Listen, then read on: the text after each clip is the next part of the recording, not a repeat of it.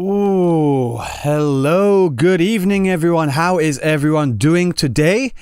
It has been, guys, I don't know what it's like where you are right now, but today was boiling hot. I'm not even kidding. It was absolutely roasting. I'm talking like, well, as a pasty white Brit that's not used to temperatures going anywhere over 20 degrees Celsius, whatever that is in Fahrenheit, stupid units it is. Yeah, it was hitting like 32, 33 degrees Celsius already, and it's probably going to get even hotter today. Not today, hotter this year, should I say. Like last year it was hitting like 40, like 38. One day it was like 42, I think. Yeah, 34 degrees for you. That's just crazy. You're in Australia, it's so fucking cold. Well, we can trade. It's 32 there. Yep. Summer or climate change? Yes. Both, really. It is summer and there is climate change. So, like, yeah, it's both. Yes. Leonard Martin, welcome in. 24 in the UK. Back where I was actually grew up, not where I was born. I spent 10 years in Doncaster. The first 10 years in Doncaster. Then after that, I moved into northeast Lincolnshire. And where I was for that second half there in Lincolnshire area, I checked the temperature and it was like maybe max of 22. We've got lows of 22 over here. It's kind of nuts. So yeah, 33 on your side. Yes, boiling already. Absolutely boiling. Not considering to shave. I have a box cutter here. I can try using this. Should I try using this?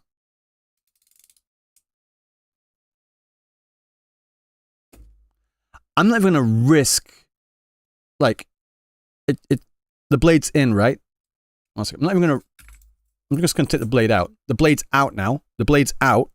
Like, I'm not even going to risk doing that with the blade just as a joke on YouTube or Twitch, because I know for a fact that will get me demonetized. So no. Yeah. What's my favorite football team? None of them. I'm like one of the rare Brits that doesn't give a fuck about football. Literally do not care.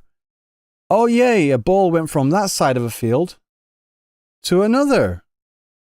I can watch this game for 90 minutes and not a single fucking goal will be scored. Riveting. Fuck that shit. I'd rather watch an actual interesting sport or something. I don't know. Which sports? Honestly, I don't like watching sports. I more enjoy playing sports, but I don't like watching sports. And when I say playing sports, I like going snowboarding. I love snowboarding.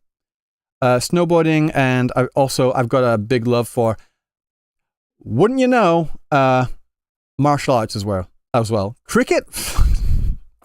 Cricket? Oh, there's a tiny cloud in the sky. Game's off. We can't play anymore. Nope, not happening. It has to be literally the most perfect blue skies ever. Otherwise, we can't, because we're precious little snowflakes. Fucking cricket. Seriously. Rugby's fun. No, actually, to be fair, rugby is fun. I enjoy rugby. I actually forgot how to put it. Oh, there it is. Yeah. So, let me just put this blade back. I don't want to have a random blade hanging around on my desk, you know? I'm good. How is everyone doing? Is everyone doing well? I was just saying how hot it is, how hot it is, how warm it is, how hot it is, how what it is. Yeah. Ping pong? Ping pong is at least like more high energy, but again, I'd rather play it than watch it. Anyway, so the general plan for today's stream is I have not actually really looked at the Phrolova drip marketing. I know that drip marketing came out because I got a notification on my phone. Oh, by the way, guys, yesterday I freaked out. I absolutely freaked out because after I ended the stream, I picked up my phone, turn it on, black screen. The hell's going on? Okay, did it run out of battery or something? Hold it on, turn it on. No, nothing. I was like freaking out for a good 30 minutes. Like, my phone is bricked. My phone is literally bricked. I cannot use it. I'm going to die because I need this for work and all sorts of other things as well. What the hell? Basically what happened was, if you have a Pixel phone, it was the black screen of death, where you have to like hold to get out of it. You have to like hold the power button and the volume up button for like 30 seconds or something like that. Because I was just holding the power button for 30 seconds trying to do the reset. It wasn't working. No, you got to do like that. Anyway, point being, I was freaking out for like 30 minutes. Luckily, I solved it, so we've got that. But yeah, so let me just pull this up for today. So I know that Phrolova's drip marketing has started. I'm really looking forward to seeing what her Resonator showcase will be like, but we'll just have to wait for that. But I know that there was something dropped because I got a notification on my phone. Don't get a Pixel, noted. They're really good phones. That's the first time I've ever had that. I've had Pixels before, like for years. That's the first time it's ever happened. But yeah, I actually want to see what this drip marketing is, right? So this one here is the pin. That's for, of course, Cartier Fleur Lys. We've got this one here, which is a like a live 2D. Usually it's like a live 2D image. Wow. Wow. Wow, wow, wow, wow, wow. Look at this artwork. Guys, look at this artwork. That's actually phenomenal. This looks so intricate. It kind of reminds me of again, it's very similar in style to, say, Zani's artwork, which I, again, thought was very similar in style to Arknight's artwork, splash art, should I say. Yeah, this is really good. You can see there's a lot of instruments. Like, with her being like more like a conductor type character, it makes sense. I'm just wondering, like, the only real instruments we can find are brass instruments, like trombones and trumpets, and I think there's a saxophone there as well. And then you got like these like organ harp pipes. Harp pipes? Organ pipes. What the hell was I saying? Organ pipes over here too. Huh, that's really interesting. Based on the art, yeah. Our first Fractidus character. True, yeah. In saying that though, I saw a post on JP's side that has a bit of a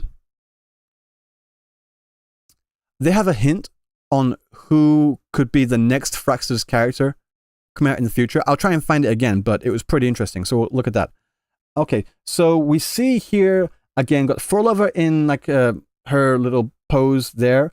Again, I've said this before. I'll say it again. I don't care if you find offensive, but I think Frolova's design, it's a bit overdone. There are two things in the design that I think are just a little bit overdone. The first thing is the spider lily in the chest here. I don't know why. It just seems a bit too big for me. Especially when you see her from the side, it just looks too. It just stands out too. It looks a bit stupid. It looks a bit silly. I'll be honest. I don't think she needs that. Or if she is going to have something like that, maybe keep it to the same level as, say, for example, Camellia. It's just a little too big. It's just a little bit too big. And yeah, Hotshot. I was going to say the same thing. Like the eye patch bandage, going for like some severe like Chunibyo vibes here, you know. A little bit try hard. She looks fine. I think she doesn't need the bandage on at all. Like, she's got this like heterochromia here. Like, one eye is more like purple lilac and the other eye is more red and more similar to this spider lily type red here. And wait a second. Is that? One second. Is she crying blood?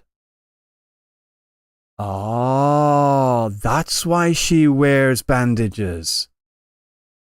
Yeah. Okay. Okay. I'll take the bandage thing back a little bit.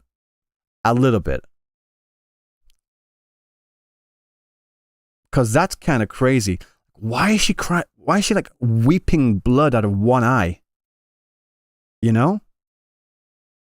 what is the backstory behind that?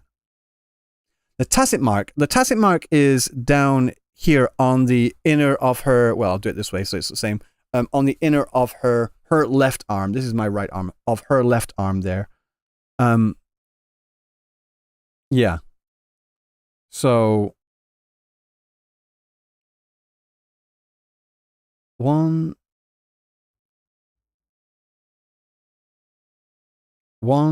2, 3, 4, but there's like 5.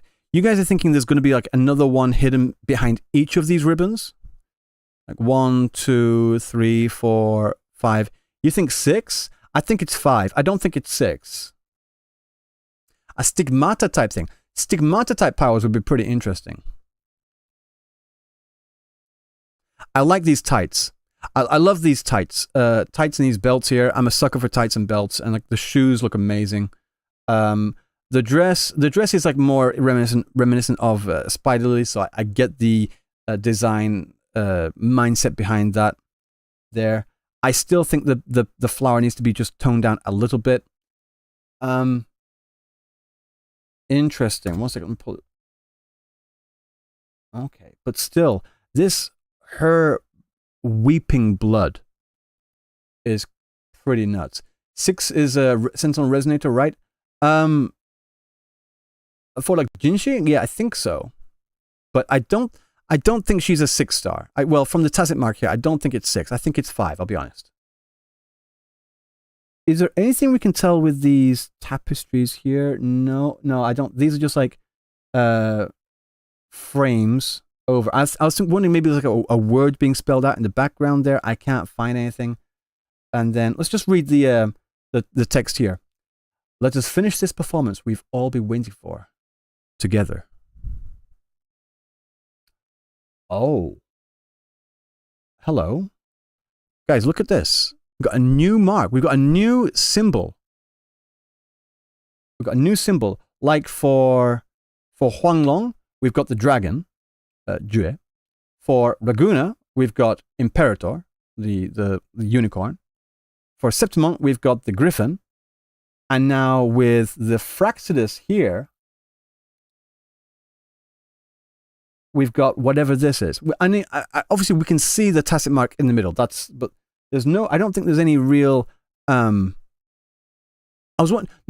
seems like the logo, but I was just wondering if there was any kind of entity behind them. That maybe they had like anything that insinuates what kind of entity, like Thronodian, Griffin, something. I was wondering if they had one of those, but I don't think so.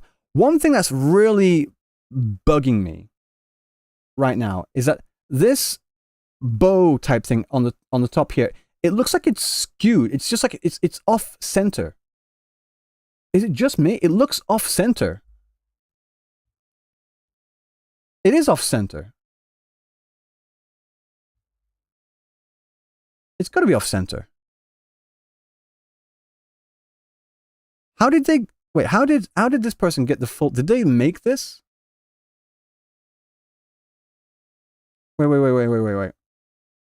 Right. Okay, let me just get this image here. I'm going to put up.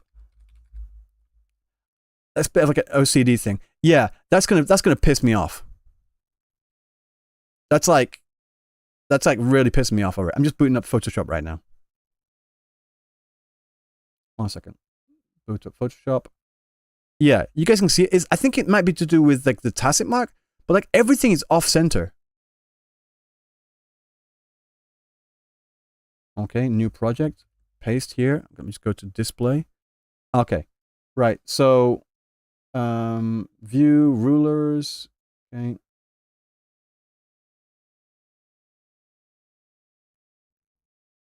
Like the center of the tacit mark, you would think that the tacit mark would be the center, but like the tacit mark in this circle is, it seems like it's in the center, but it's also not in the middle. Like the middle would be like right about here, but then this one here, like this line, it's off to the left.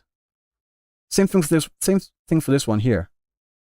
This is gonna freak me the hell out. It's very asymmetrical. It's got to be intentional. It has to be intentional. Yeah, there's like you can see like the gaps here. as well. There's a bigger gap here compared to there. So it's off shift. Shifted off. It looks like an eye. Interesting. Could be. You know what it kind of reminds me of? It kind of reminds me of that eye from the Kraken that we saw in Cantarella's video.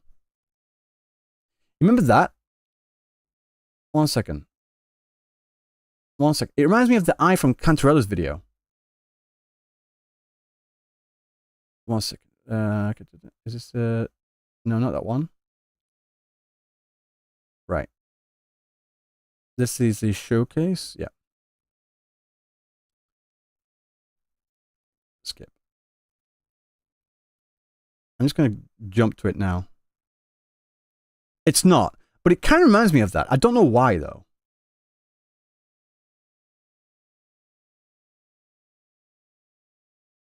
It's like this one here is the one eye in the center.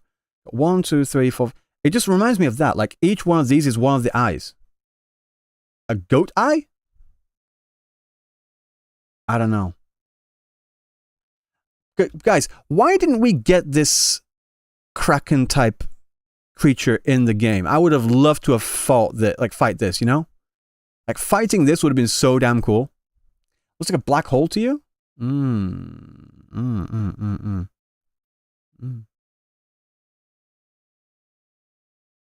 It exists, it's in the fishing event, but you can't actually fight. It's not like a regular boss type thing, you know? Anyway, back to here. Yeah, that's pretty interesting. Nice. So, what else are people saying? Let's have a look. Let's do likes. I'm going to look at the JP side as well. I can't believe we get to see her eye without the head wrap. She's gorgeous and I'll be pulling for her. My goat. Alright, I have a question.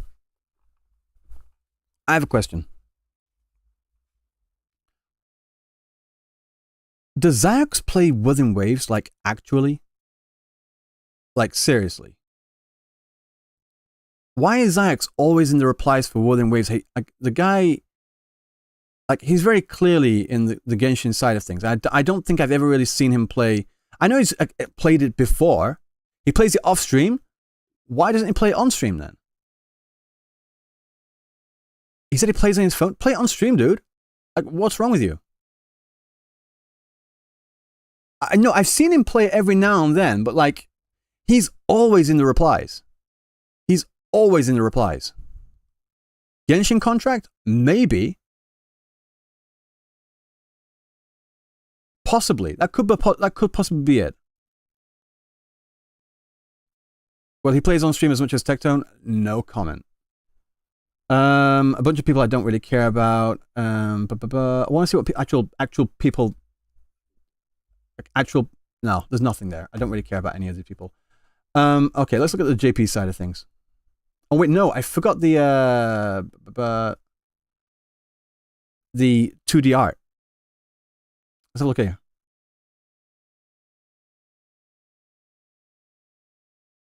She's definitely a legs character, you know? Oh, that was another thing I noticed as well. Like, whatever the thing that's like pouring out of this spider lily. Oh, you see right on the chin. Oh, it's pooling. You could see the blood pooling at the bottom there. That's pretty. That's just kind of gross, but kind of sick, you know. First thing I watch, her thighs. I mean, I did say I really like tights, and I'm very much a leg guy, you know. Interesting. One second. Is there anything else I can find? I'm looking at this eye. You can see in the top corner here. You can see this is Hecate. Hecate. Again, they're doing a similar thing that they did with the Thenodian, with the one from Reinsita, where they have the Thenodian like being shown in the fragmented glass. as a Havoc collector, I must have it. Well, I would assume she's Havoc, but I have no idea.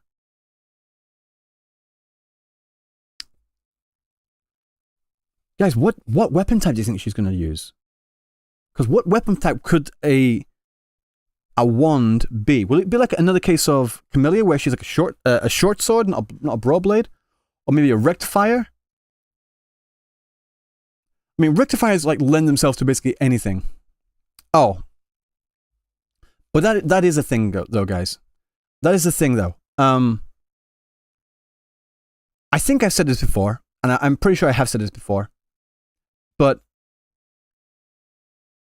I agree with people that say that Kuro games should not have gone with weapon types in this game. Wuthering Waves should not have gone with weapon types in this game at all. What they should have done is that they should have done something to do with, like they did. Credit is where credit is due. They should have done what they do in Honkai Star Rail and ZZZ, where they have like an amorphous object thing that you equip to the characters, and then you can equip them to certain characters but not others. They should have done that. They should have done a light cone W engine type system instead of doing this weapon type system that they have. That is again reminiscent of Genshin Impact, and this is where they paint themselves into a corner where they want to create all these really cool and interesting characters with different weapons and different playstyles and such, but then they're locking themselves into having certain different types of weapons that just don't really like again, we started with Jian. He's a broad blade user, but he's mainly a polearm user. Zani, I mean, we've already gone there. Zani, she's gauntlet, but no, she has a massive broad blade, a massive two-handed axe-like broad blade and a shield. It doesn't really make sense. It doesn't really matter when they aren't really limited with weapons anyway. Yeah, I know, but like every time we get a new character, there's always this conversation of like, what do you think they're going to be? They're going to be a short sword, a broad blade, rectifier, a pistol user. Like if we didn't have that, then we wouldn't have that stupid conversation, because it is pretty much a stupid conversation, but it's a conversation that's interesting to have. Like, how are they going to like weave this weapon type into their lore? You know, it's just something that's really pretty. It's just point being, they probably should have gone with the light cone method. The light cone method would have been a lot better. I've got to be honest. It's a good idea. Like it gives them an out to be more fluid and more creative with their weapon types and playstyles. It would be a lot better in my opinion. Chikono's guitar while using a gun. Yeah. No, this is better. You gotta be joking. Newman, welcome in. You don't see a problem with it? I mean, it's not a massive problem. No. I'm not saying it's a massive problem at all. I'm just saying I do think that the light cone method would have been better. I think the light cone method would have been better, just to be honest. But yeah, let's have a look at the JP side of things. Okay, so this is the JP post. Okay, I'm going to just go down so I can get the sort by likes button here. Let's have a look.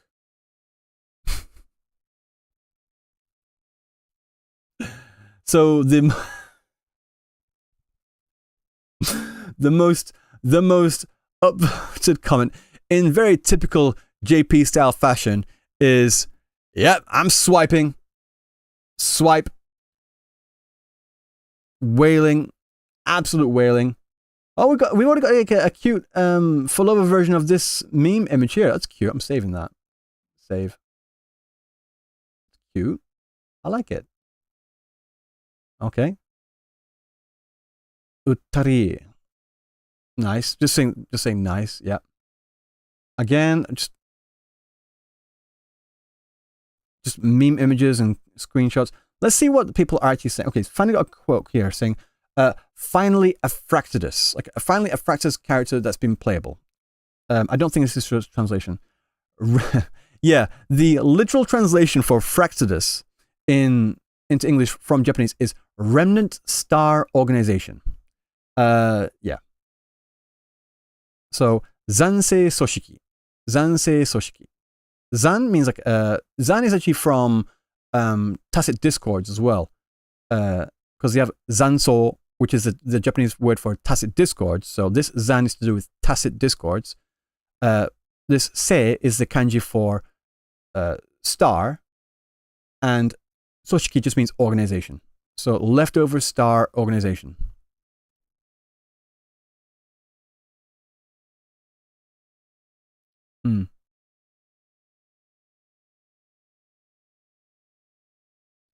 Okay, someone's here saying definitely a sad backstory, a sad history. Yeah. A sad and depressing backstory. Okay. Rover's thoughts. Carlotta's cute. Montali, I'm gonna go to Montali's. Cantrella is stupidly sexy. I'm gonna go to the Phasalias. Zani is really cool. I'm going to go back to the Montali's. Cartathea, I'm going to be with her forever. The roving knight. I'm going to become a roving knight. Phrolova is just incredible. I might go into the Fraxidus. Just saying, like, basically, like how how Rover is very fleeting in their opinions. I'm going to go to Montali's. No, I'm going to go to the Phasalias. No, back to the Montali's. No, I'm going to be a roving knight. I'm going to be on Fraxidus. I'm just going to go everywhere and everywhere and everywhere. So, yeah. You just got Cartesia's weapon and now you're broke. Good luck in the future. Bro has no principles. Very true. Zol, good morning. How you doing, man? You good? Ishi is just saying poles, my astrite. Well, it's actually saying literally my rocks. This person here is saying because of Cartethia, I don't have any astrite. I'm completely poor. I'm just saying that's what that. No, look, rocks. Stones. They translate it as stones, but like rocks. Again, another swipe image.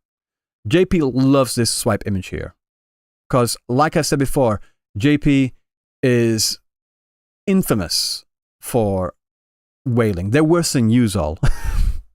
You're not bad. Good to hear. Rock kanji is literally Miggy. 1 second. No, it's not. Just to prove, it's similar. It's similar. Miggy is this one down here. It's just got a little like on the top, whereas this is rock. It's same thing. The same difference between chi and Sara. So this Sara here means plate. This kanji here means blood. Go figure.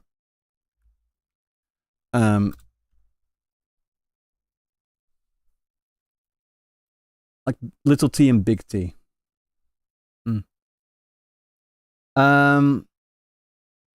So this person's asking what she's going to be like playable earlier than Yuno.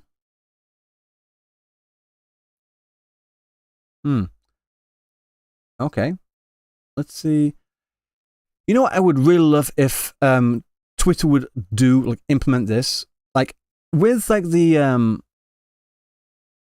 quote retweets. I would love it if they could sort the quote retweets as well to find the ones with the most upvotes here. But for now, we've got this one here with 4,000 likes, 252 retweets, 2 comments, saying, this is amazing as a background wallpaper for my smartphone. I mean, it is good art. It's really amazing art.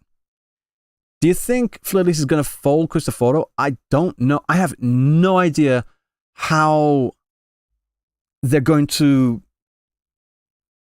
interweave bringing Phrolova to become a playable character, you know? Oh, do you think Fleur-Elise? I think so, but like, I don't know.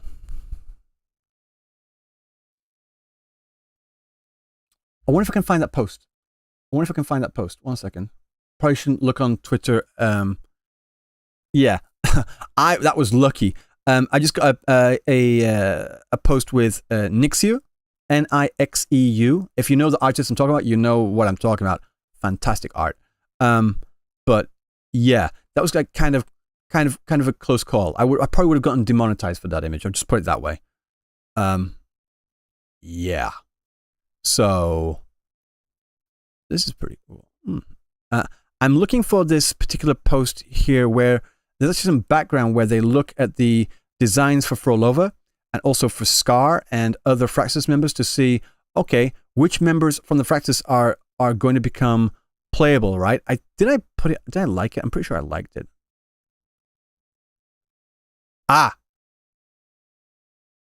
Okay, yeah. I did like it. Okay, safe. Right, so this is Goro. Goro is another content creator in Japan, mainly covering Wuthering Waves. And he's also another, he streams every single day. So this here, they made this post back in September of last year, right? When they were talking about their theory that any character that we see that comes up on the screen that has a gourd, because this was before Camilla became playable, right? Any character that comes up on screen that has a gourd, like this one here, is most likely to become a playable character in the future. So we have got Camilla here. She has a gourd. She becomes playable. Phrolova here. She has a gourd. Confirmed she's now going to become playable. So with Scar here, Scar also has a gourd. So if this theory is correct, then that means we should get a playable Scar in the future also. That's what this theory was saying. And this was back in September of 2024. You hope? I hope too. So, yeah. In today's Phrolova's presentation, like drip marketing release, there was only one person who had the device, the gourd from the beginning, but it's not been implemented. So, again, guys,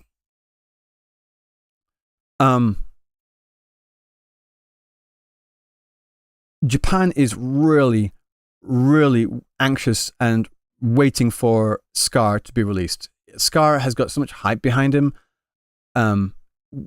If he gets released, hopefully he does. If he gets released, he is also going to make severe bank.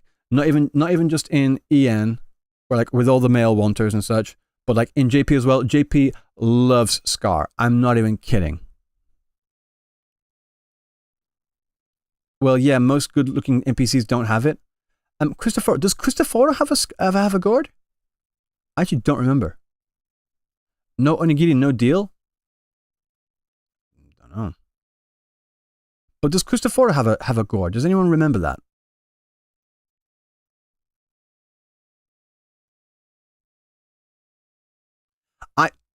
Premise Fenrico greater than Christopher as antagonist. I want Fenrico to become a playable character as well. I would love to have Fenrico as a playable character.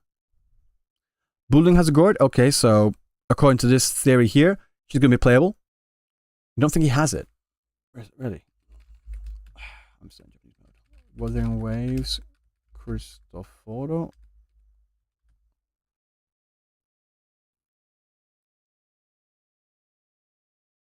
Yeah, I can't see a gourd on here. Although, wait, no, to be fair, hang on. Like, let me just, to be fair, Phrolova has a gourd in this image here. I can't see in that image there. Like in this image here, I can't see it. We can't see a gourd in this image. Yeah, it might be hidden.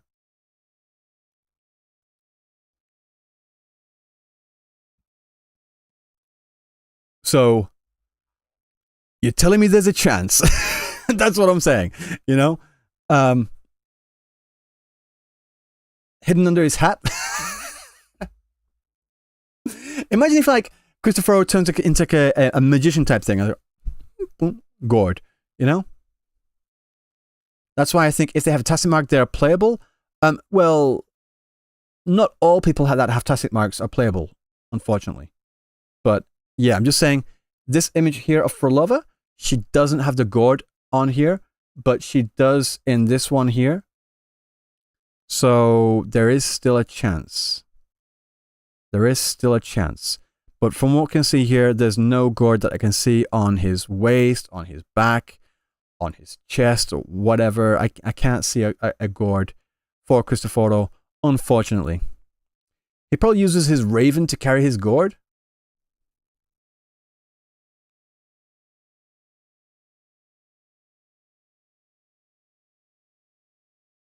You know, like Cristoforo is like a writer, right? I was originally thinking that maybe he could be a Shakespearean, a character based on Shakespeare. But you just said Raven as well. Or maybe it could be like a mix of poets. Maybe it could be a mix of, like, say, Shakespeare and Edgar Allan Poe. You know? That'd be pretty cool. His face, eyes, and hair look like NPC. Maybe, but like we have him in like the Carnival mask as well.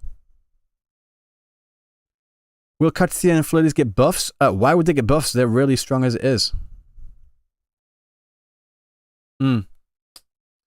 But yeah, interesting.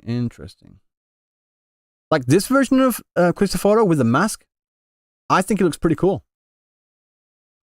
I still don't mind. I think his design is pretty good. No. Will it load? No? Okay. Cool. I like Cristoforo's design. That's because the masks hide NPC features. But yeah, the drip marketing. 5-star Phrolova, no hint on her weapon type or her element. What is we call these elements here, like for Havoc, Fusion, Spectro, etc., etc.? Yeah.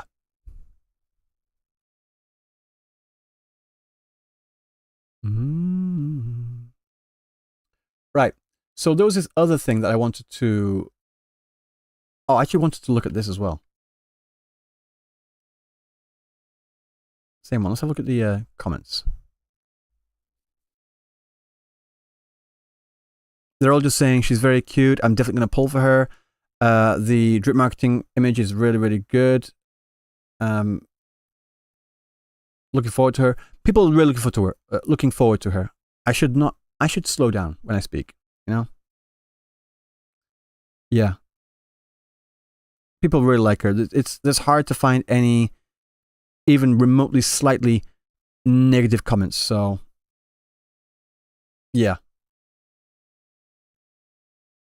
Okay, so I found this image here the other day of what this person believes to be the worst 5-star character in Wuthering Waves. They made a bit of a long thread about it, explaining their point. I've skimmed through it, but as someone that really likes Jianshin, I knew you'd be into it, Bitex. Shut up. As someone that likes Jianshin and someone who defends Jianshin, don't I, Bitex? I disagree with this, but this is their post. So I want to read through this and give you my opinions on what they're saying. I mean, you could count this as a react if you want, but it's just an interesting post. So this person here is saying, let's read through it. When people want to talk about bad characters, it's always Cantarella or Fleur-de-Lis, but it seems everyone is forgetting the genuinely worst unit in the game, Jianshin, a mini thread. First of all, were people saying that Cantarella and Fleur-de-Lis were bad? Who's been saying that Cantarella and Fleur-de-Lis were bad? Who's been saying that? I've never heard that. So this is a fantastic way to start a thread. So Bitex, you're in good company. You've got this person on your side. But this is crazy already on just on first post. But let's continue. Let's continue. While we shouldn't expect standard characters to be able to keep up with limited characters because that defeats the whole purpose of limited characters, they should at least be usable and be capable of getting us through the game. Jianshin is not one of those. Again, I disagree with this point as well. Again, I disagree with this point. This claim that we shouldn't expect standard characters to be able to keep up with the limited characters. Like, I get what it's saying. I get what it's saying. But I disagree. If your game's only way to incentivize players to pull for the latest character is by making them stronger than the other characters, i.e. power creep, then that's false. That's bad character design, in my opinion. That's lazy character design, in my opinion. I said this yesterday. I'll say it again. The way you build characters, the way you get people to pull for characters is design good-looking characters and make their personalities something that players would want to, that they associate with and that they would want to pull for. Make them important to the story. Make them pertinent to the story. Bring them in there and hype them up. Give them all that. Just make the characters good. Don't focus on introducing power creep in order to incentivize players to pull for the latest character. That's just not a good thing. Even the distinction between standard characters and limited characters, in my opinion, it doesn't matter. I think they should all be at roughly the same power level. And as it currently stands, in my opinion anyway, I do think that the standard characters are being power crept by the more recent characters. And the way that they should fix that is by introducing these new mechanics, i.e. Spectrophrasal and Aero Erosion and all the other ones into the older characters as well. So Jian, he gets Aero Erosion. Verena gets Spectrophrasal. Jianshin also gets Aero Erosion. If they bring those mechanics back into and like just update and buff the previous characters, I think that'd be pretty cool. And the way that they can continue to create new characters, like I said yesterday, they've got several different elements of Havoc, Spectro, Aero, Electro, Fusion. Am I missing one? I don't think I'm missing one. Let's just say 5 for now. I might be missing one, but it doesn't matter. At least 5. And then you've also got the different combinations of the different weapons of Short Sword, Broadblade, Pistol, Rectifier, etc., etc. And you've got these 5 to 5, all the different combinations. How many different combinations can you get? Gauntlets, sure I said gauntlets as well. How many different combinations can you get with 5 times 6? A lot. A lot, really. And then on that, you times it by 2, because then you've got the different genders. You've got the male, you make a male character, you can make a male Broadblade Fusion, you can make a female Broadblade Fusion, you can make a male Gauntlet Aero, you can make a female Gauntlet Aero, Jianshin.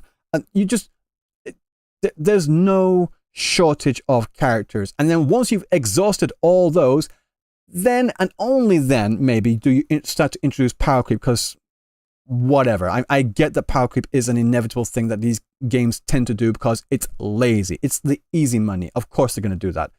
But bring it back to this point here of where, while we shouldn't expect standard characters to be able to keep with the limited characters, I just disagree.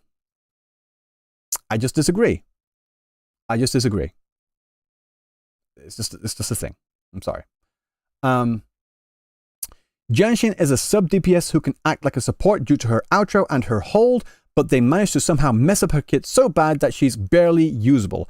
Most people will use her as a support only to find out that she is in fact is horrendous. Sure, her outro skill is pretty universal and can be used in most teams, but besides that, you won't be seeing her much on the field. This is mostly due to her shield, if you can even call it that. Her shield takes far too long to generate, and she could barely keep up with the slower bosses in Huanglong. This one I can start to see, like, these are the downsides of Jianshin as a character. Like, her shield takes a fair bit of time to get the full benefit. If they could half that, fine. Yeah, I can understand that part. Bitex, how about you? If they halved the time it takes to like generate the full shield, Would that like solve your problem just a little bit? But yeah. They're not mentioning anything to do with other parts of her kit where she has perfect parries, 2 perfect parries, and then once you get more constellations, holy shit, sequences, you get an extra parry, and then you also get a free refresh if you don't use that parry, and so on and so forth. There's a lot of stuff in her kit, which is, it just makes her an all-around really good character. She should be able to swap while casting it. Oh, so wait. So I think what you're saying is like, if you're pressing hold and then you're holding it and swap out to another character while you're holding it, she should remain on field and still continue to do that AoE while you're using another character. That's a good idea. That's interesting. That's an interesting mechanic. That would actually be pretty cool. Yeah, I like that. Who is it? She does? Yes, she does. Yes, she does. One sec. Do you guys not know how broken Jianshin's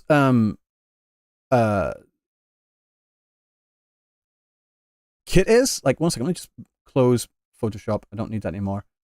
I'm just gonna boot up Wuthering Waves right now. Like, every sequence in Jianshin's kit is pretty damn amazing. I'm not gonna lie. Yeah, we're talking about Jianshin right now. Yeah, I think she's like, Bitex has got some things in there like how her mechanically how she works. They've got problems with that, but like kit wise, she's like, I said this yesterday. She's a jack of all trades, master of none. But she's amazing for so many different types of things. Like if you don't need that much of a heal, but you need maybe a little bit of a heal, Jianshin. Because she does heals and shields as well if your character is good enough to do that. Yeah. I hope you read to Sidnimar video about the end of September. I don't, generally speaking, I don't react to other content creators' content. It's just not something that I do. Okay, right. So I'm going to show you this here. Display. Is this quest area? It doesn't matter. Right. Do I have Jianshin on there? Yes, I do. Right. So I've got Jianshin S2 here. So the first sequence for Jianshin, after casting intro skill Essence of Tao, Jianshin gains 100% extra chi from basic attacks, basically just increasing the rate that you can build up the shield and such. Resonant skill Coming Air can be used one more time. This is the perfect parry. After staying in the parry stance of Resonant Skill Coming Air for 2.5 seconds, Resonant Skill Chi Counter becomes immediately available. So if you're like holding it and you haven't used it, it becomes instantly available. You can use it again. It like instantly resets the skill. So you've not wasted it. Because sometimes you can use it, you don't get attacked, and you basically wasted it, really. But if you've got this one, it's impossible to waste. You're constantly using the skill. So you got 2 plus that reset there, okay, here. When performing her Forte Circuit Heavy Attack Primordial Chi Spiral, Jianshin's Resonance Liberation Purification Force Field damage is increased by 80% for 14 seconds. So again, that is a massive chunk of damage on there. So what you do is you do the spiral, do the Tao Chi thing that she does, then boom, go straight into the Resonance Liberation, massive damage on there. Pretty damn good. The range of the Resonance Liberation is increased by 33%. It was big enough as it was, an extra 33% on that, an extra third. And here, this one here. During Forte Circuit, Heavy Attack Primordial Chi Spiral. One second, let me.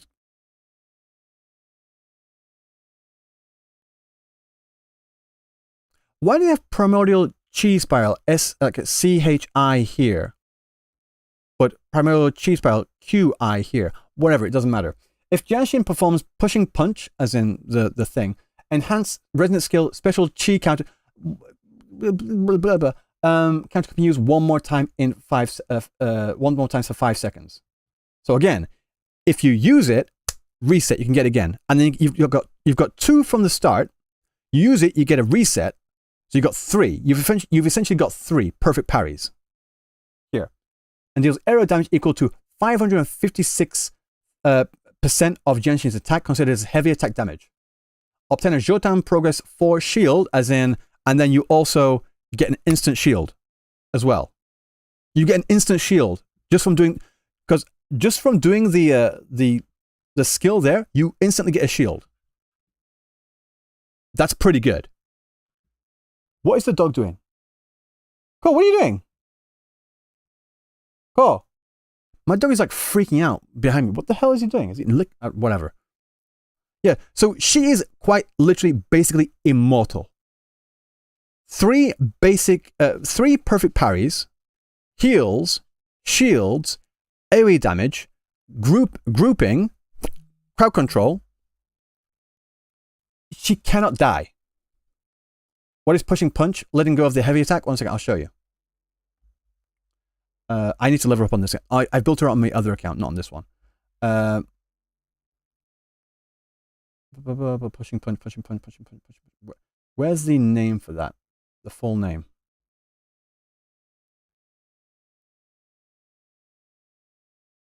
Wait. Coming air skill, parry stance. Where does it say push? I'm pretty sure that's in this here. I think I'm correct on that.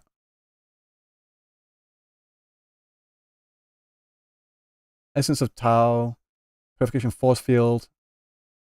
It doesn't have it written. Yielding pull damage, shield. Ah, it's in here, sorry. It's in here. It's in the Forte circuit. So it's in this, let's go. Fucking reading. Okay. Let me find it. Yielding pull, again. Pushing punch. When Jotan progress is interrupted, cast pushing punch to attack the target, dealing arrow damage. Again, it's from here.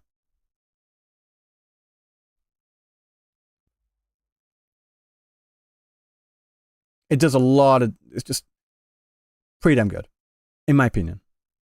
So, yeah. I think the reason, yeah, it's when you get interrupted. I think the reason why she feels so lackluster is because she gets a lot of stuff from these sequences, and that's why she's a standard character. Because with a standard character, you get more, you have more chance to actually get multiple copies of her, clearly. So you're more likely to get S6 of these standard characters compared to other ones. So I think that's why she feels so nerfed, you know? I think that's why. I think that's the thing as well. Like with standard characters, they shouldn't actually be nerfed compared to, or weaker compared to other limited characters. But I think the full draw for them should be in their S6. It should be a lot easier to get that as well. So I think that's the plus minus on that. But here, so this person here, they're not really making any reference to that at all. There's so much more in her kit that it's just not referenced. So the incoming resonator has their resonance liberation damage amplified by 38% for 14 seconds or until they are switched out. So again, that's good for resonance liberation damage characters. I think it goes to like Kuro and other characters like that. So, I mean, that's a pretty good thing, you know? So here.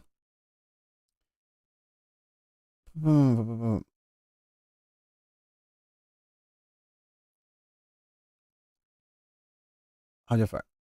Her actual skill, I've read this part. This mostly due to her skill, shield, if you can even call it that. Her shield takes far too long to generate, and she could barely keep up with the slowest bosses in Huanglong. Is just making her become worse with every update due to the bosses getting faster in every update and having certain attacks that if you don't dodge, you could easily one-shot you. I don't even want to test her against enemies like Lorelei because I doubt she would even survive. Genshin with Shikana, not that great, but it works. Yeah. Okay, so they're actually referencing her ult. Her ult is also meh. And again, with bosses, it just doesn't work. So it's just there. And a lot of times in the open world, you'll see enemies just straight up ignoring it. Comparing her to Rocha, whose sole purpose isn't even crowd control. She's already a million times better and with bigger range and actually capable of keeping the enemies in one place. All in all, Kuro really need to pull her and rework her, not even buff her because I doubt a buff could save her. Pull her and rework her. No, I think that's the same as a buff, really. Something about her kit needs to change. She is a standard character, which already means she's not a fan favorite. The least you can do is make her usable. I don't know. I really like her. I've always liked Janshin. Like, design-wise, I've always loved Janshin. I think she's amazing. Like, I don't know. Like, just her pulling her hair down and, like, using it as, like, a grass whistle type thing. Adorable. But I don't think she's nearly as bad as this person is making her out to be. Like, at all. And, again, let's just go back and say this person thinks that she is the worst unit in the game. I don't think that's the case. I don't think she's the worst unit in the game, like, at all. Not even close. I saw people in the chat as well saying that she's not the worst unit. Ling Yang's the worst unit. And worst 5-star. Which is really weird because she's saying she's literally the worst unit in the game. I wonder if this is a typo. This has got to be a typo. This person here must mean worst 5-star character in the game, right? Because we've got characters like fucking Yohu. Yohu is useless. Absolutely useless. Like, what the fuck was going on with that character? Hell no. Hell no. Yuanwu? No, I would rather play as Yuanwu than Yohu. I would much rather play as Yuanwu than Yohu, because Yuanwu, you can at least put him into a Jinshi team and make him really pretty damn useful, you know? Yohu just exists, and I kind of wish she didn't. Taoqi's kind of bad as well. She's a shielder and got kind of a big nuking capability, but not nearly as much as, say, Jinshi, for example. No, Yohu's by far the worst. Like, her kit, as in, like, gameplay style is so damn clunky. It's so clunky. It's so clunky. Then Rex used Yohu to wreck the hologram. Well, he has his own particular reasons for wanting to use Yohu. Well, let's just put it that way. So, yeah.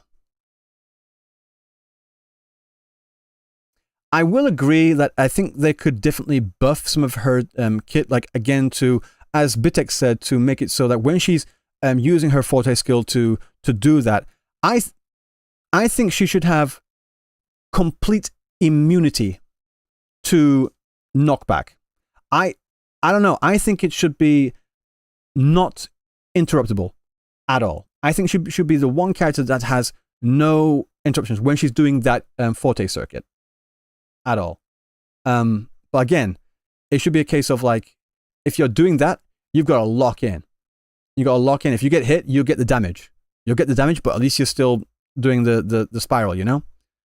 And then, yeah, I can agree that the spiral should take maybe a third less of the time, or maybe half the time to fully complete.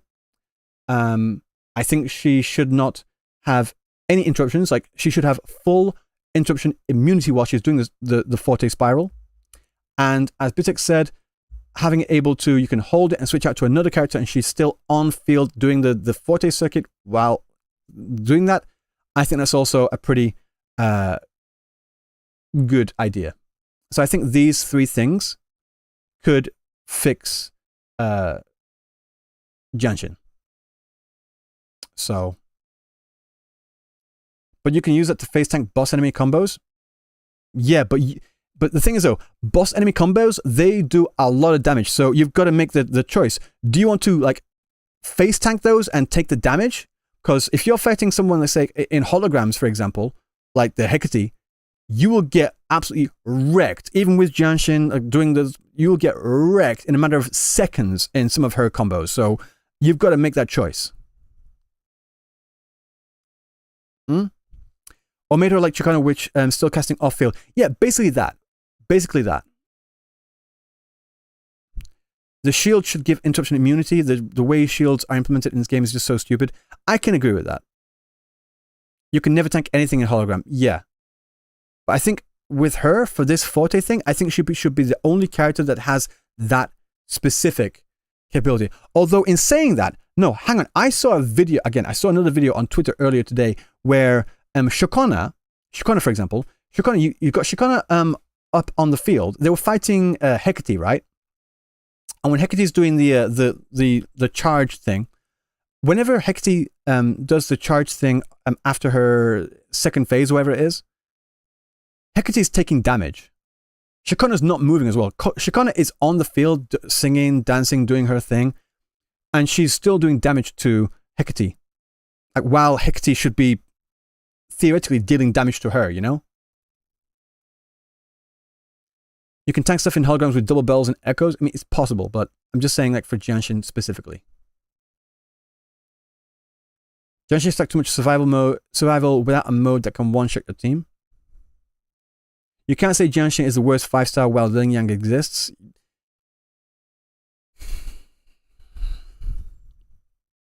I'm just trying to think. Who do I think is actually the worst 5-star character? The worst 5-star character.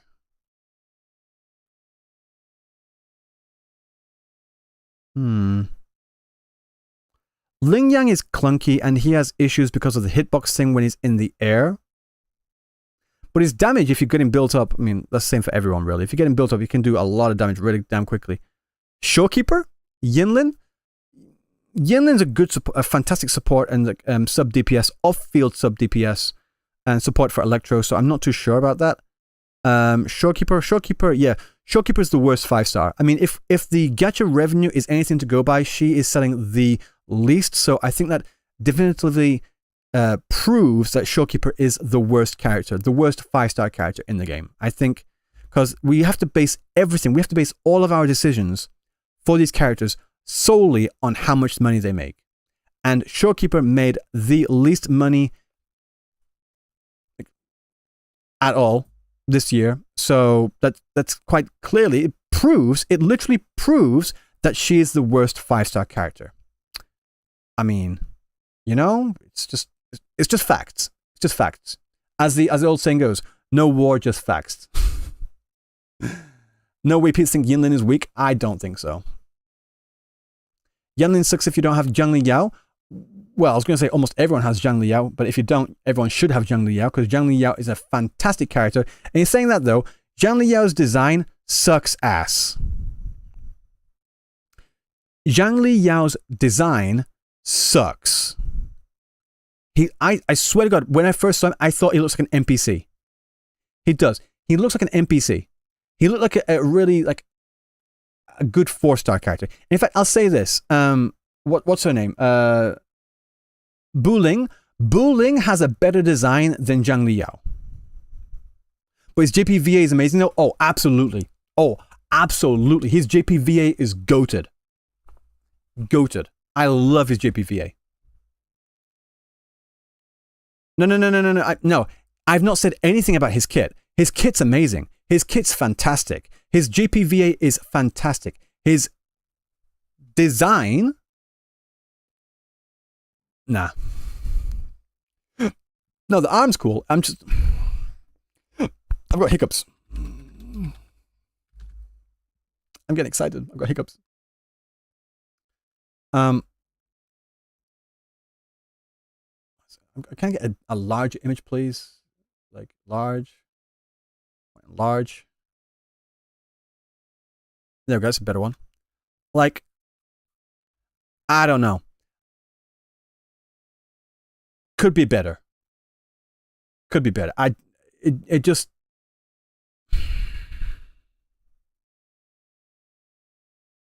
I think it's mainly the torso. Like, the sleek trousers, sure. The shoes there, okay, fine. The open front, like a slutty dress. Yeah, I love the slutty dress. The slutty dress is amazing. But I think my main problem is actually with the torso, and I'm not sure, but I don't really like his hair. I don't really like his hair. In saying that, though,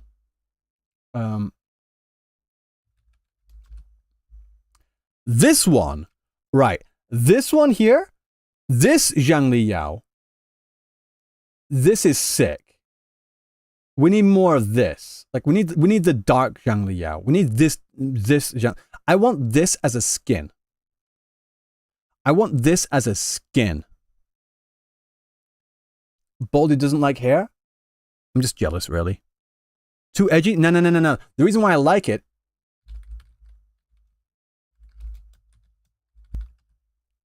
is because it reminds me of this. It reminds me of Organization 13 from Kingdom Hearts. I think it must be based on this. I don't know. It just reminds me of what, and I want one of his coats. I want one of these coats, I'll be honest. Like, I know it's edgy as shit, but I still want these coats. But yeah, this just reminds me of that, and I like it a lot. This is much better. This is much better. Does Gishelin have a gourd? Guy with a robot arm looks better than an NPC face guy with mom hair. Yeah. I'm trying to think he is him. True. Does Gishelin have a gourd? I'm pretty sure he did. Like, isn't it on his back? I can't remember seeing. Oh, that's a mod. That's a mod. That's not. I don't want to look at mods. These are mods. Where's the thing that we saw? Like from the game, in game. Well, this is in game, isn't it? I'm trying to find it.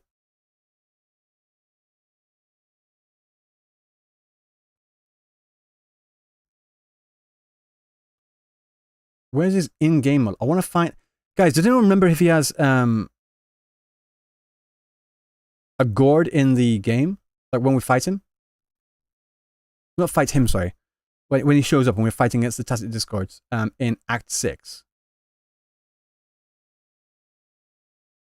Why does Kuro hide the cool evil versions of the WuWa's characters? Evil Carlotta and Zhang Liao would break my wallet if there was.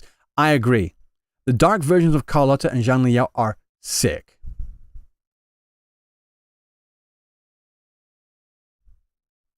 Cool. I need to be careful when I'm like searching for images on here. Like, see what I'm saying? Like this Zhang Liao Jian type stuff thing going on. I'll just put it that way. This is this cosplay needs work. I'll just put it that way. This is from JVN. Anyway, I can't find it. Oh, I should have put that out. Oh, should have done that. Forgot to do that. Oh well. So yeah, looking pretty hot. Victor to the Montellis. Isn't there a theory that Gishelin and Scar are the same person? I've heard that, but I don't think that's true. No. Well, first of all, the tacit mark. I don't think we've ever heard of anything, even in lore, that it's possible for someone to lose their tacit mark. And 1 second.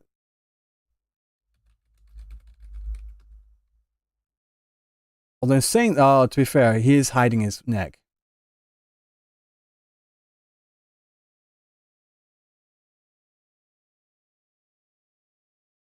Is that what people are referring to? 1 second. Because that part right there looked a bit. Can I just get the image for God's sake? Why is it can find images on here? It's like, oh yeah, you want this image? Yeah. Can I get it on a big screen, please? Oh no, it's from the video. I just want the image. Just give me the image. Just give me the image. Yeah, his voice is too different. I don't think it's. I don't think it's Gishelin. I don't. They're way too different, just in general. Like vibes wise and everything, I don't think they're the same. At all. No.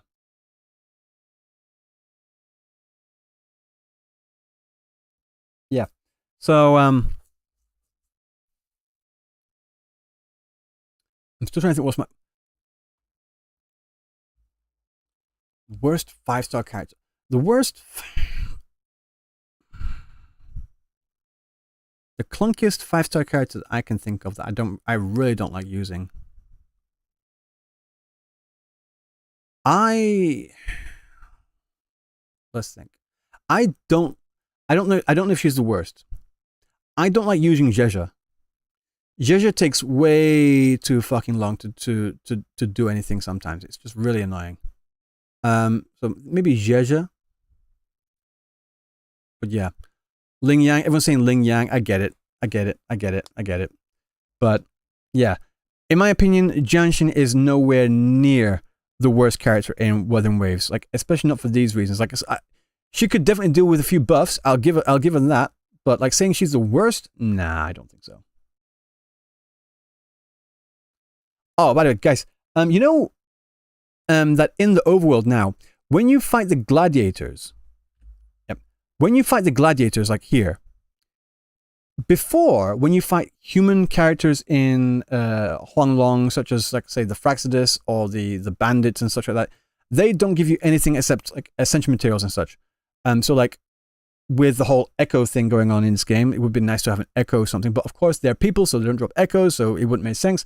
But the thing is that with this here, what they've started introducing is that when you fight the gladiators, they drop echo boxes now, which is pretty damn cool. I don't think they've, like, brought this to the Huanglong region yet.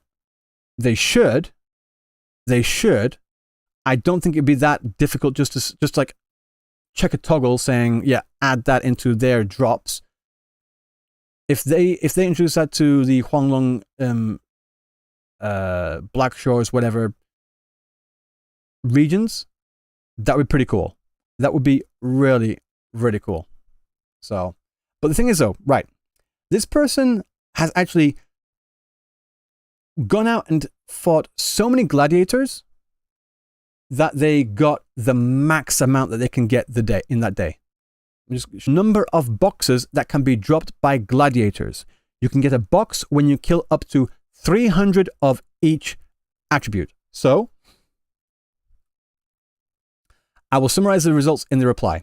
So they fought so many throughout the entire time. You can see here, 999 boxes there. 995 for this one, 232, another 999, 677, 718, 802. They got so many boxes. It's not even funny. Right?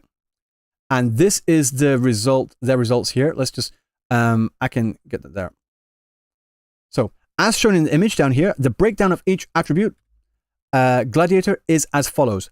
49 and 50 are for the dark crowns on the root, but the correct number is 49, which is the thunder crown. Again, thunder type. Electro type, should I say. 50, which is the dark crown. In addition to this, there's one. It gets annoying. Right. Basically, the point is, these are the gladiators on the left-hand side. That's their official names. And then this is the type here. You've got fusion, you've got aero, you've got spectro, you've got this is havoc down here. You've got electro here, and you've got why am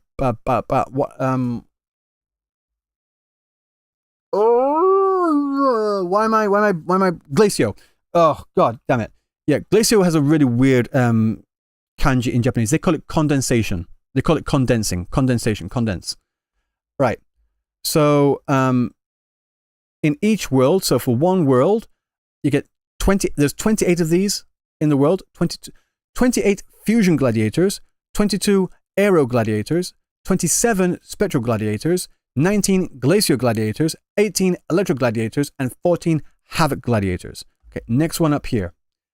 Okay, so let me just get this here.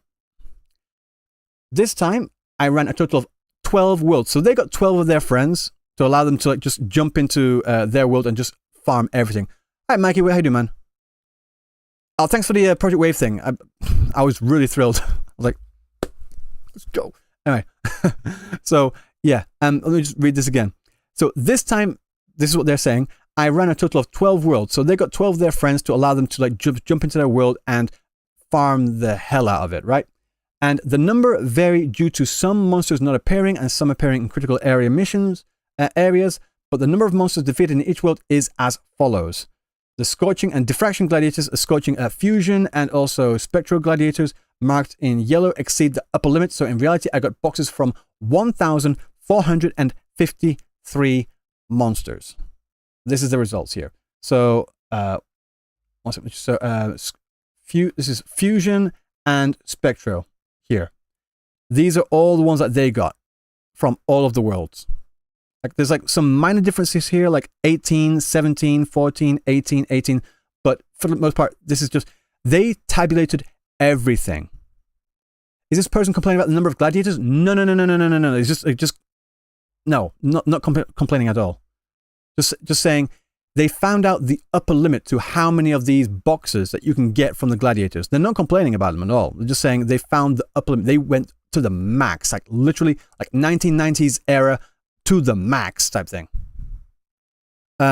Just check occasionally. He doesn't have a gourd, but as we said, Phrolova doesn't have it in some scenes too. Yeah, so there's definitely a chance there. Right.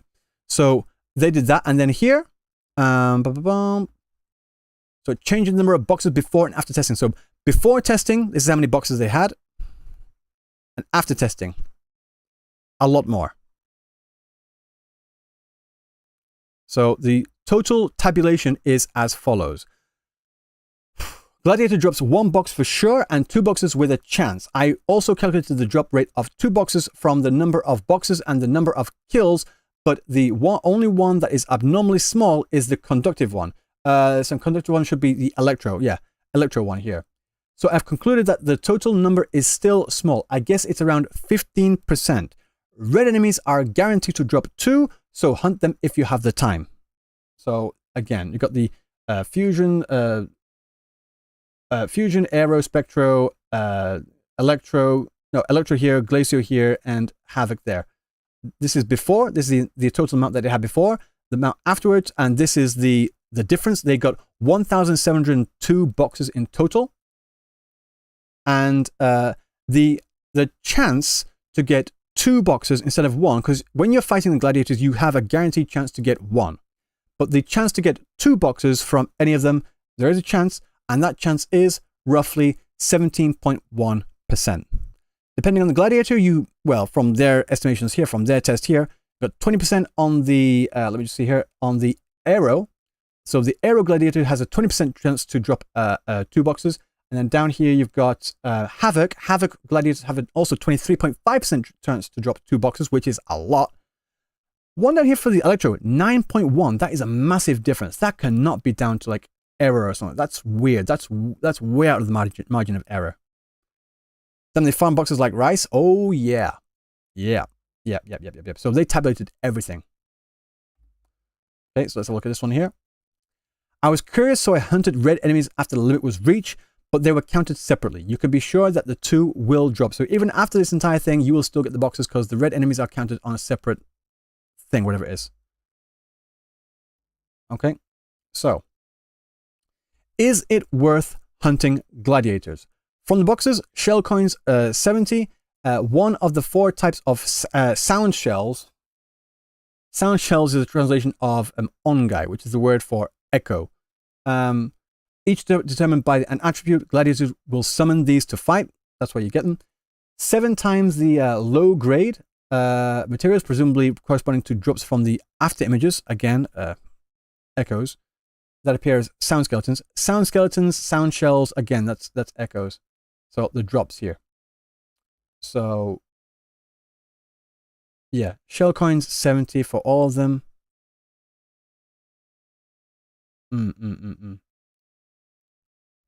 So this is the type of monster that drops it, and the type of echo that they drop. So 1 cost, 3 cost, and 4 cost. So stuff like that. Can you search for the gladiators, or do you need to mark their location? I think you can search for them.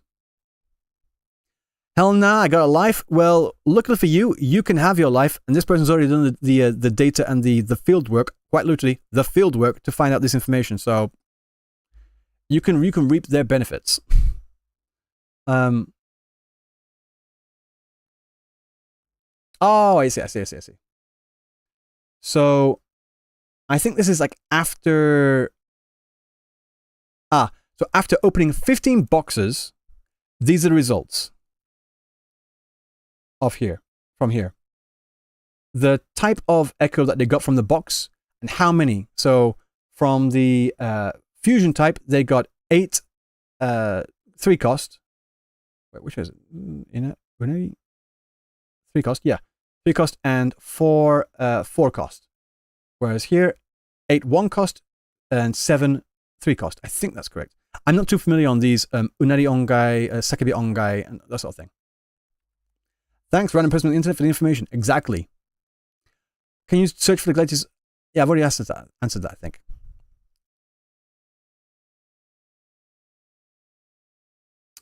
The harmony, the sonata set of the dropped echo is random. For example, the fusion drake that comes out of the fusion box will randomly choose either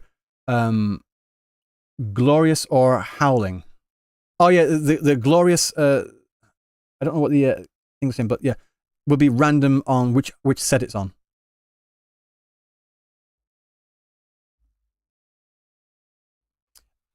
In other words, there's no point. If you want to earn some, let's say, defenders, if you want to earn some echoes there or whatever, with a few number, then you should do it. But after that, collect the boxes and enjoy. Brain Hex, welcome in.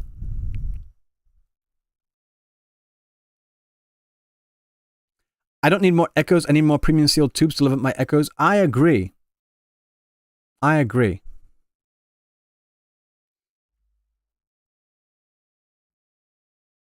So yeah, that's a lot of data. Like, I'm glad they did it and I didn't. I don't have the time for that.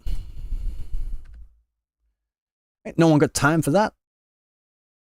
Ah, this was something I was quite interested in, because there has been a lot of talk online about the particular designs that Kuro is, the design choices that they're making for these latest characters.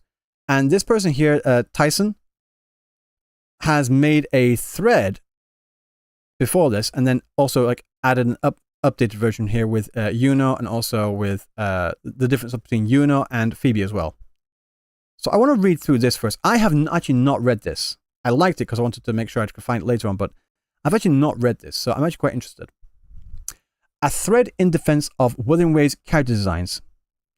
Clearing up disingenuous claims about designs as someone who actually cares about character design.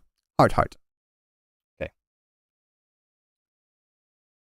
Before we get into talking about the criticism, I want to point out that some good. WuWa's has some of the most successful designs at portraying a character's profession and personality. Even in 1.0 designs, you can tell the gist of most characters by their design. Plus, one of the most important aspects of the character design.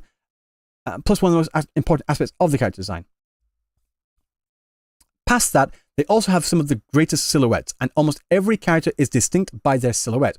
For example, Phoebe is so obviously a religious acolyte and recognizable by her hat and billowing hair and fabric. So, like, if you saw this here, who's this?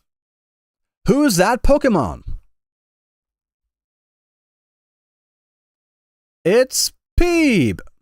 So, that's what we're talking about. Like, there. First of all, color palettes. This has been one of the driving criticisms since 1.0, and I'm not here to say there weren't any problems with it, but it's awfully exaggerated. 4 characters in 1.0 had similar black and white long hair, but all of them were distinct in other ways, namely Yang Yang, Baija, Female Rover, and Jan Xin. But Yang Yang's white hair is feathers and her main color is blue.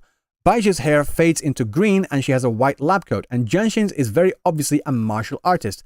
They've always been distinct past their first glance. So we have the images of Yang Yang there, Baija here, wood, by the way, just absolute, oh my god, she's still one of the best looking 4-star characters. Like, it's, sorry.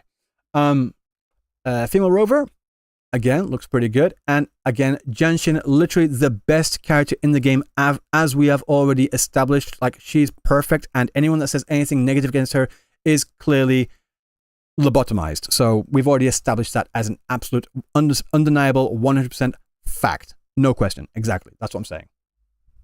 So, again, I will not take that Janshin slander. Not happening. Other than them, the general complaint I see that they're one note, usually black and white with one accent, and this was common in 1.0 designs. In my opinion, not always a problem, but definitely repetitive. But most new designs since have moved on, and it's frankly no longer a problem for them. Another color palette thing worth noting is the red-white designs. I see this image a lot, and frankly, it's a little disingenuous, considering a few in the red are literally edited. Also, a good amount of these characters are more recognizably different colors, but it's just the hair. So we've got this image here. I've seen this before. I saw this image, and I took this as a signal from Kuro Games to me specifically that these characters and this game was made for me. Because as you can see, if you're watching especially on YouTube right now, you know that my channel's theme colors are red, white, and black. And as you can see here, you got red, white, black, red, white, black, red, white, black, red, white, black, red. There's like so many red, whites, and blacks. This game is made specifically for me. If you don't like that, then you can just leave, because obviously, I mean, we've got the proof right here. Blue is coming? Nah, it's not. You're lying. We literally have Phrolova coming next. And what color is Phrolova again? Red, white, and black. Thank you. There we go. So we've got that. Just saying. Just saying.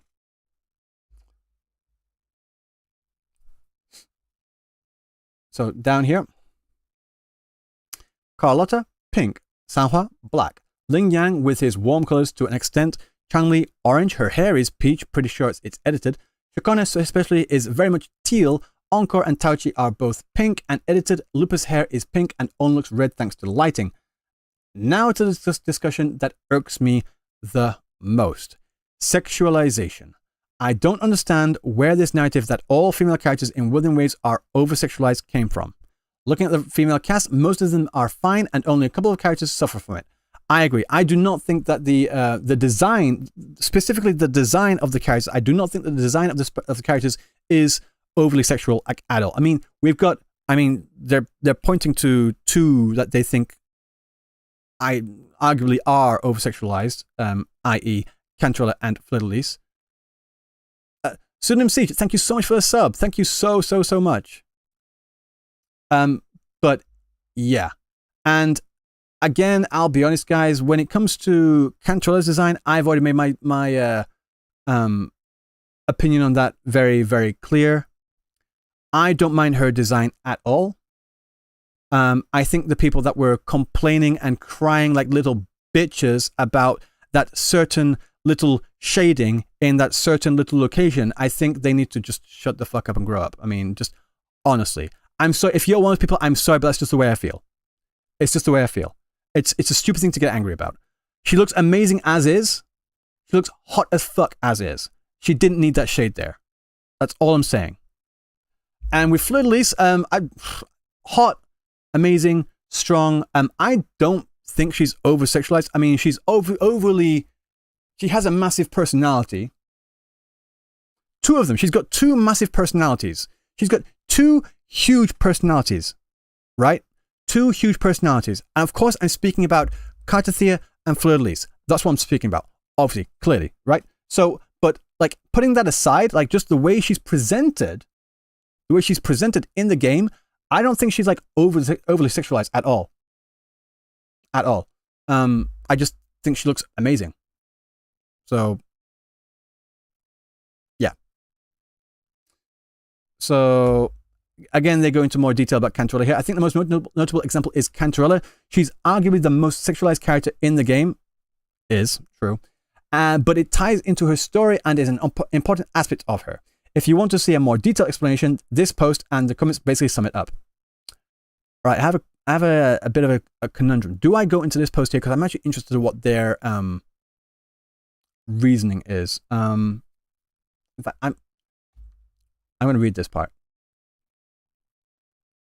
When Cantrella's tongue scene showed her 6 stars tacit mark, but nobody noticed it because of the veil of overdone Guna's fan service over it, reflecting how she let rumors exist around her, exaggerated and twisted, naturally covering up the real truths.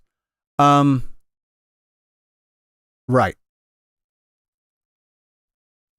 This is a case of, was it sexualized and too much, or was it important to her story? And my answer is yes.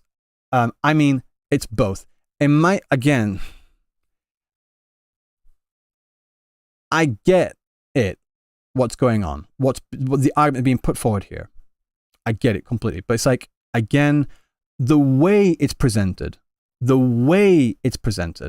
like that far, yeah, the tongue scene was still crazy. It was crazy. Like, I watched it a few times. I was just like in shock. Like, wait, did they just put that at what the hell just happened? I was in shock. So I watched it again. Like, what did I just watch? But it was probably a little too far. It was probably a little too far, in my opinion. Again, that's just my opinion. And I do know a lot of other people in EN, but also in JP as well. I don't know about CN or South Korea, but I know in GP as well, there are a lot of people in JP that were saying the same thing as well. A lot of well-respected people in the Wuthering Waves Twitter community were like, wait, what the fuck was that? That was way too much. So it just took everyone off guard. Yeah. The tongue stuff is tame compared to Azur Lane. Okay, Eastmouth, you're probably correct, but I'm just going to say, I don't give a fuck about those comparisons. It doesn't matter. It doesn't matter. It's like saying, for example, if you have a children's, let's say, for example, let's just go here.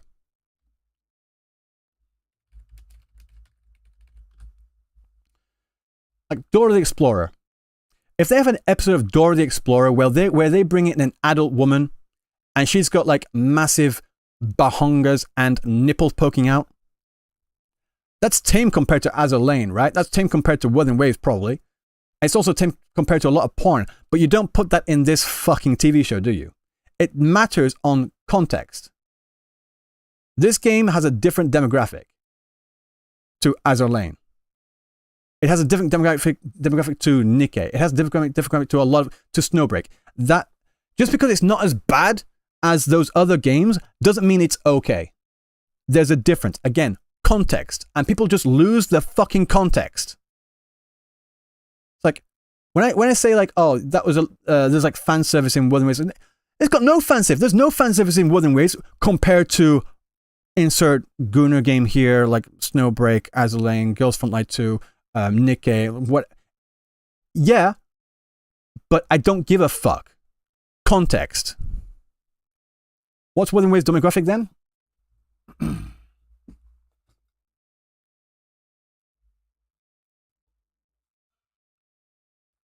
Wuthering Waves demographic. Let me just pull these up. Wuthering Waves demographic. The general anime otaku demographic. The general anime in there. They've got this anime on here. 1 second.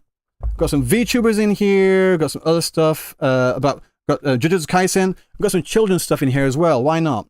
Okay, and got some like idol stuff. Cool, that's one. We've got Famitsu. This is just a general gaming magazine. This goes for like everything. It's got some mangas in there with Elden Ring. This is some stuff in here. Which game is this? Which game is this? Basically just general gamers. And then here we've got Pash Magazine, which is a woman's magazine. A woman's gaming and anime otaku magazine. Right. That's what this game is for. That's who this game is for. That's the demographic that Kuro Games is actively reaching out to. And if you have a problem with that, that's your problem, because they are literally doing that. This magazine didn't reach out to them. Kuro Games reached out to them, to Pash Magazine, to put their game on their front and back cover. With several pages in there, all dedicated to Wuthering Waves.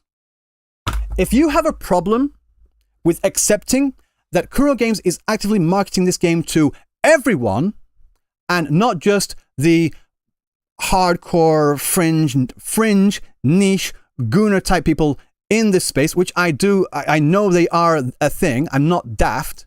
But if you have a problem with that, that's your problem. Okay? Okay. Thank you very much. And if you log in, let me just log out again. Let me just log fucking out.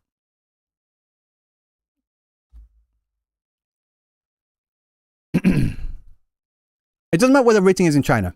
It doesn't matter what the rating is in China. Because once you log in, I'm gonna log out. I'm gonna do this again.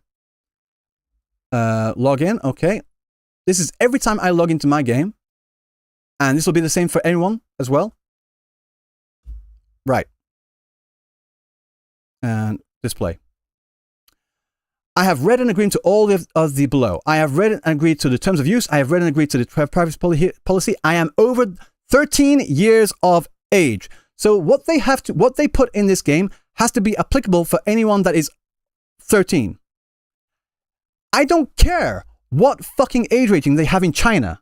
I don't care if they have R plus 18, triple X, whatever in China. They have it rated for 13 years of age. All right? They put their game in women's gaming magazines. All right? This is not an accident. Fuck me.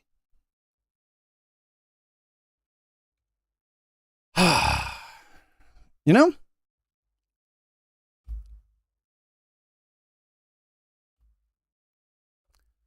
Does that make sense? Does that make sense?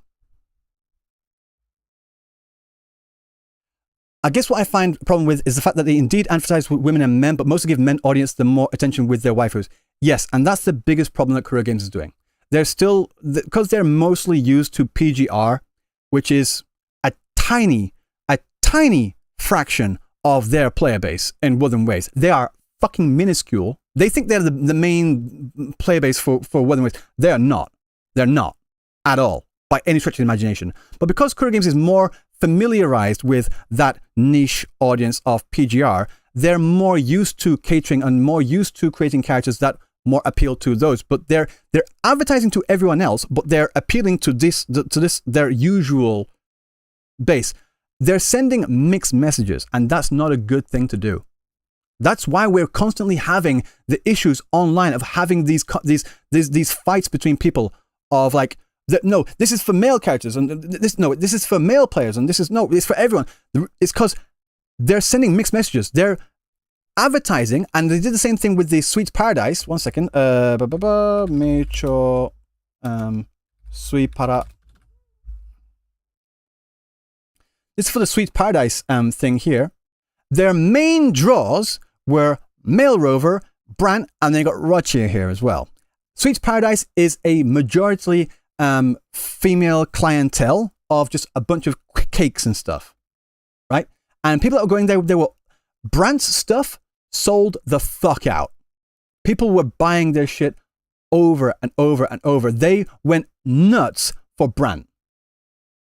And they're constantly pushing this stuff out. They're constantly pushing the male characters out to promote their game. But when it comes actually to in the game itself, they're not delivering on that marketing or that push, if that makes sense.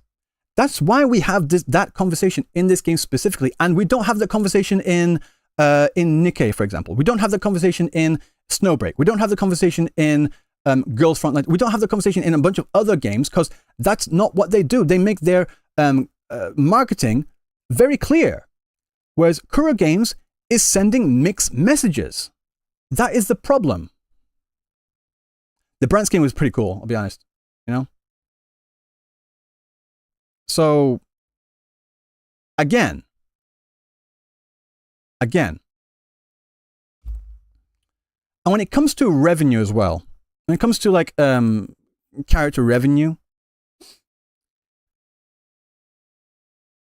male players tend to S6 female characters more. Sure. Female players tend to, at least they guarantee themselves a character, and they try and get as many as they do. But what female players do is that they buy a lot more IRL merch. They buy a lot more IRL merch.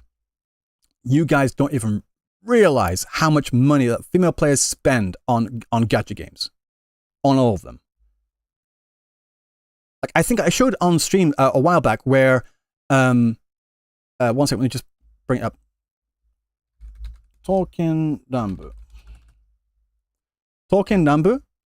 You guys might not even like know what Talking Nambu is, right? This game makes on average about, well, from the last revenue I saw, about $500,000 per month. This game makes so much money every year in merchandise, IRL events, concerts, cosplay events, a bunch of they have this game is so big, they have full on live action musical plays that go on quite regularly.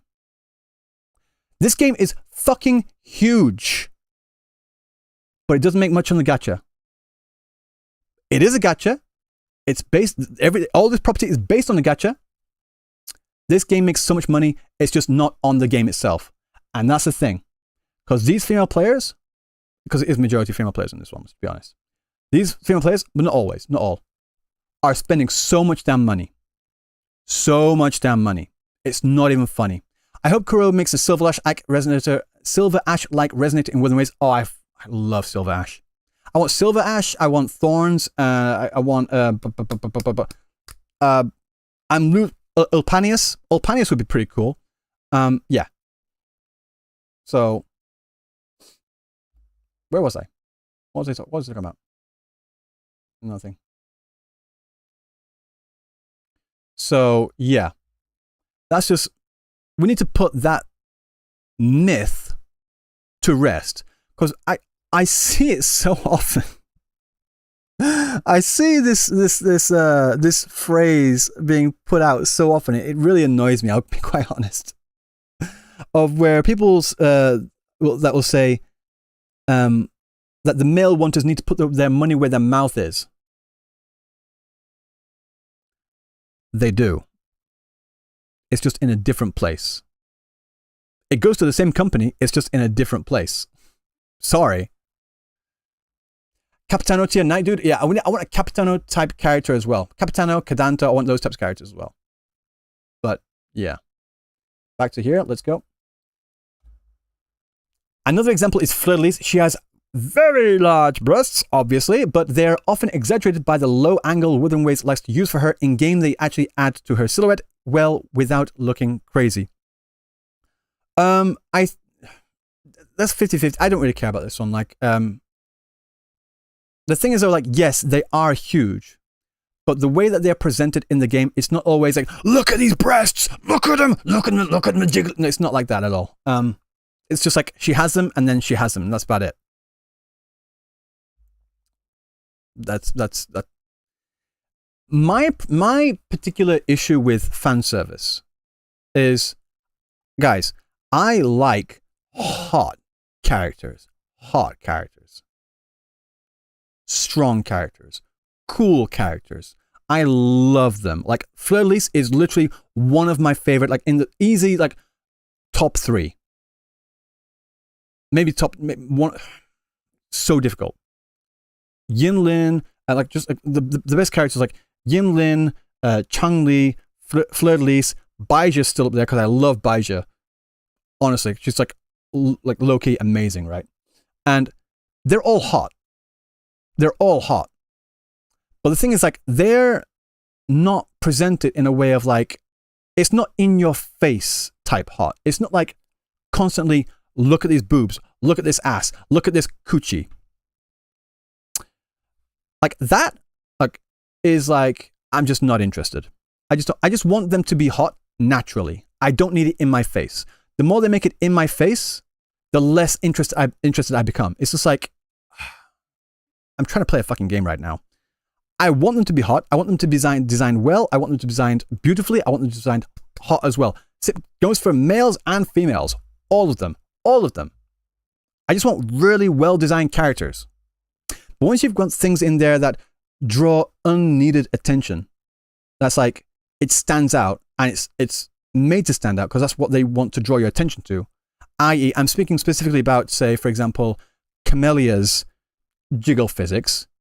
Like, she got nothing. I think I've got bigger breasts than Camellia, right? And she jiggles like 3 times more than Chang-Li, for example. It's just like, why? It's just like, it's like a sense of, it pulls me out of the immersion. It's like, that's weird. And I don't need that. I don't need that in the game. Like, she's got breasts, cool. So does Fleur-Elise. She got, I don't, like, Fleur-Elise is big enough as it is. I don't need them, like, jumping up, like, covering her face while she walks type thing, which doesn't happen, thankfully. I don't need that level of jiggle physics. So, my problem isn't with the design. I just don't need it in my fucking face.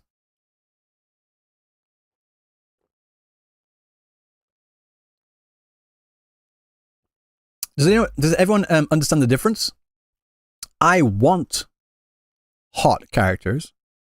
I just don't want the focus to be on their sexuality or the sexual nature of their design, you know? That's where it just gets a bit too far. Personally. Okay? Of course, I do think she suffers in some ways, mostly in her dress. Everything feels like it was made for Cartier's frame, so the clothes stretch and ill-fitting on Fleur-Elise, but they mostly wanted to keep her outfit intact as to keep them in as similar as possible. Yeah, that was definitely on purpose. That was definitely on purpose. Like, the body is the one that expands, but the clothes stay the same. The one thing that always annoys me, though, and I don't know, whenever I notice this, yeah, like, the clothes are the same, right? Where the fuck do her shoes go? And how do they come back? Because Cartier has, like, shoes on, has, like, platform shoes on. And when she turns into Fleur-Elise, the shoes disappear, and then they come back. Magical girl logic? Yeah, it's got to be that. I'm thinking way too seriously about this. You eat them? True. I would not put that past you, especially you. Especially you. Okay, there is this also very recent example of Yuno, who I understand the qualms with. Other than her bra and underwear, the fabric covering her is see-through. It's not see-through, I can't see shit. It's white, not see-through. Is she using the word see-through correctly? She's most likely inspired by Ishtar from Fate. True, definitely is. I love it. And honestly, she's so that it's hard to see her negatively. Yeah, I just love Ishtar. Man, like, all right. In general, however, female characters are portrayed well. A majority of them aren't sexualized past showing some skin and much less actually negatively impacted by it. Now, another thing. The rag allegations. I tend to see people saying certain designs look like a bunch of rags, and honestly, I can see it. A few characters basically have random pieces of fabric seemingly taped onto them, but the two who I see get this the most are Yuno and Cartier. For these characters, it's actually worth noting cultural influence and what their designs are supposed to be. Cartier doesn't just have random fabric, it's pieces of the Christian stole. This is the Christian stole here at the front for those that don't know what a stole is. I know my religious shit. And for Yuno, it's mostly inspired by common Roman draped clothing. So let's look for ancient Roman clothing.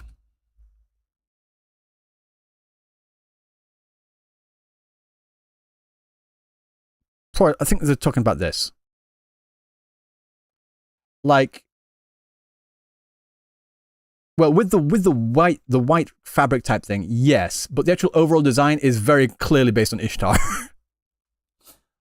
I thought it was more on Greek style clothing. Well, they're saying Roman here. Let's just do Greek. Let's do ancient Greek clothing. Not much difference. This is CGI. This is AI, right?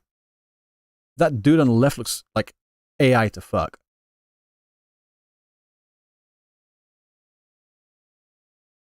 Yeah. I think she's most likely based on the bottom left drawing there. That's a more priestly priestess design, I think. Ancient Greek priestess.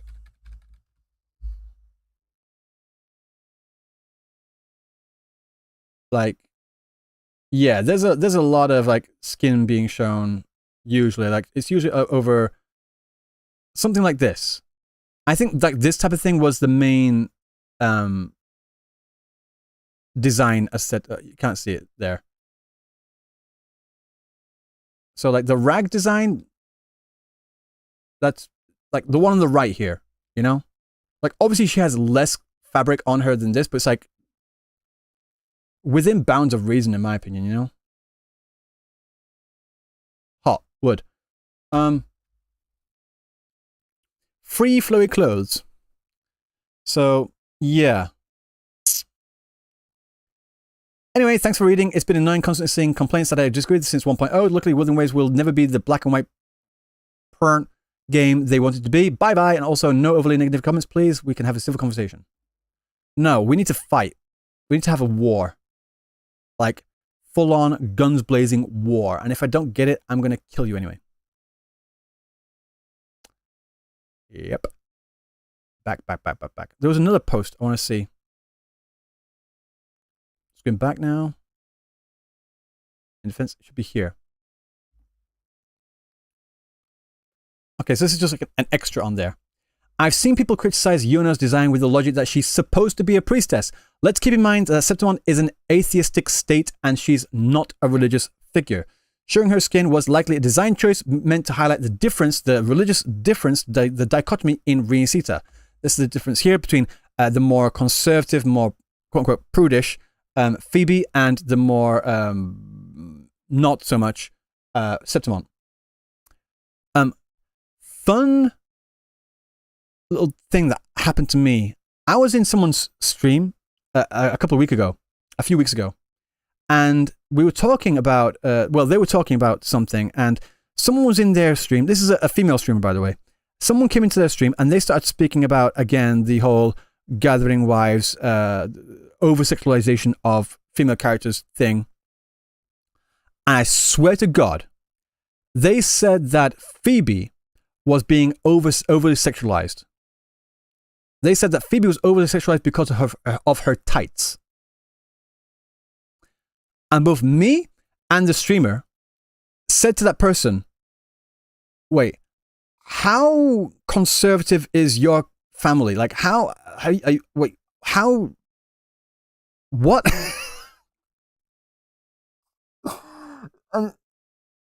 Yeah, and this person, most definitely a woman, girl, female. I'm just going to say female. I don't know if she's a girl, a woman, whatever. Female, definitely not of the male variety. And yeah, she was nuts. She was absolutely crazy. She's one of the types of people that we've seen the posts online, right? Of where people say, oh, like straight people need to die or something. Like, what did I do? Like I'm very much on, well, quote unquote, on your side in a lot of these conversations. So you putting things out there doesn't really help your case and bringing people to your side or my side. So you saying shit like that or saying, for fuck's sake, straight people need to die. The people that are saying that need to shut the fuck up. So, they were projecting. Oh, they were seriously projecting. So that's when it comes to this conversation about like the male wanters and the no males under all circumstances. Like we have this conversation online and it gets really fucking annoying because there are extremists on both sides. There are. And it's disgusting. Both of them are disgusting. The ones that are saying like straight people need to die and they're like, no. And then, in my opinion, saying that this game isn't for anyone, this is a game for us, we just need more sex, more, like, no, that's just going too far. And then there's people like me that's more like in the middle. I consider myself normal. Like I appreciate these amazing designs. But at the same time, I would like more variety. I'm not going to get into the conversation too much right now. I'm just saying I'm more on this side of like, I love the designs, so I'm on that side, but I want more variety, so I'm on that side. But if I say one of either of these things, I get called an incel, and I get called a gay whatever it is because I want more variety, whatever. I don't know. It's just really frustrating. Like, come on, guys, can we just have a normal fucking conversation about this? Reese Jones, welcome in. Hello. So, yeah. It's just, I know. Any female armor? Female armor is sick. Female armor.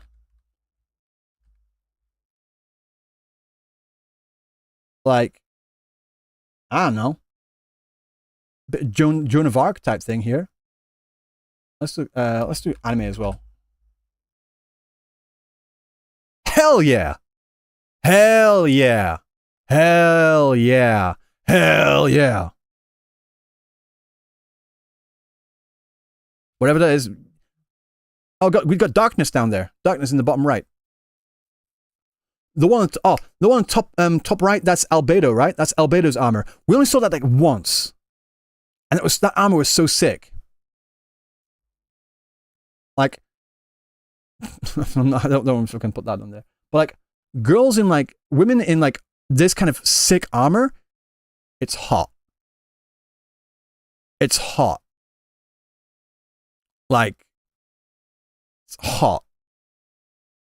Because I don't know about you, but it's like, in armor like this, my mind goes to, what's underneath? It's like opening up a clamshell. Like, I want to take off that shell, you know? Like, Valkyrie armors? Oh, yeah. Just armor in general, man. Like, I don't need to have everything on show. In fact, if anything, I prefer having more of the skin generally covered up, because the more skin that's covered up, it means that there's more actual design going into the outfit, you know? But yeah, that person that said that Phoebe was like overly sexualized, I'm like, oh, what the hell? Get out of here. Get out of here, you know?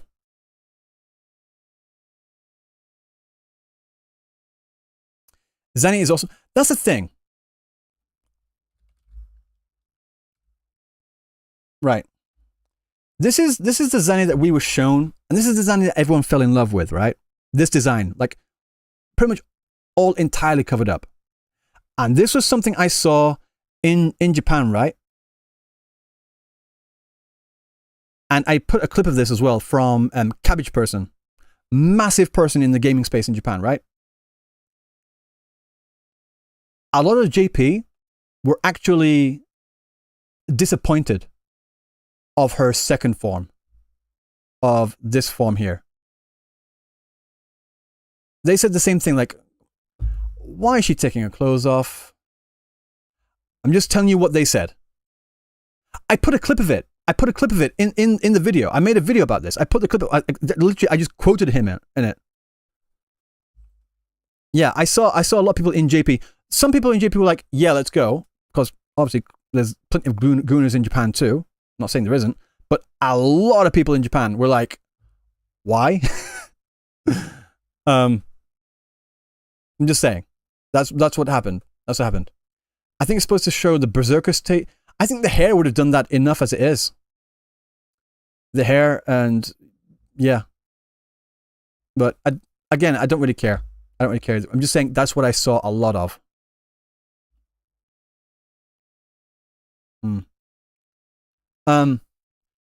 Okay. Perfect transition to this conversation that we're just having right now. If you notice, this post here, let me just got 61,000 likes, 2,400 bookmarks, 5,000 retweets, 141 comments, 2.9 million views. This was released last week. Actually, they got most of these likes in the first few days. Right.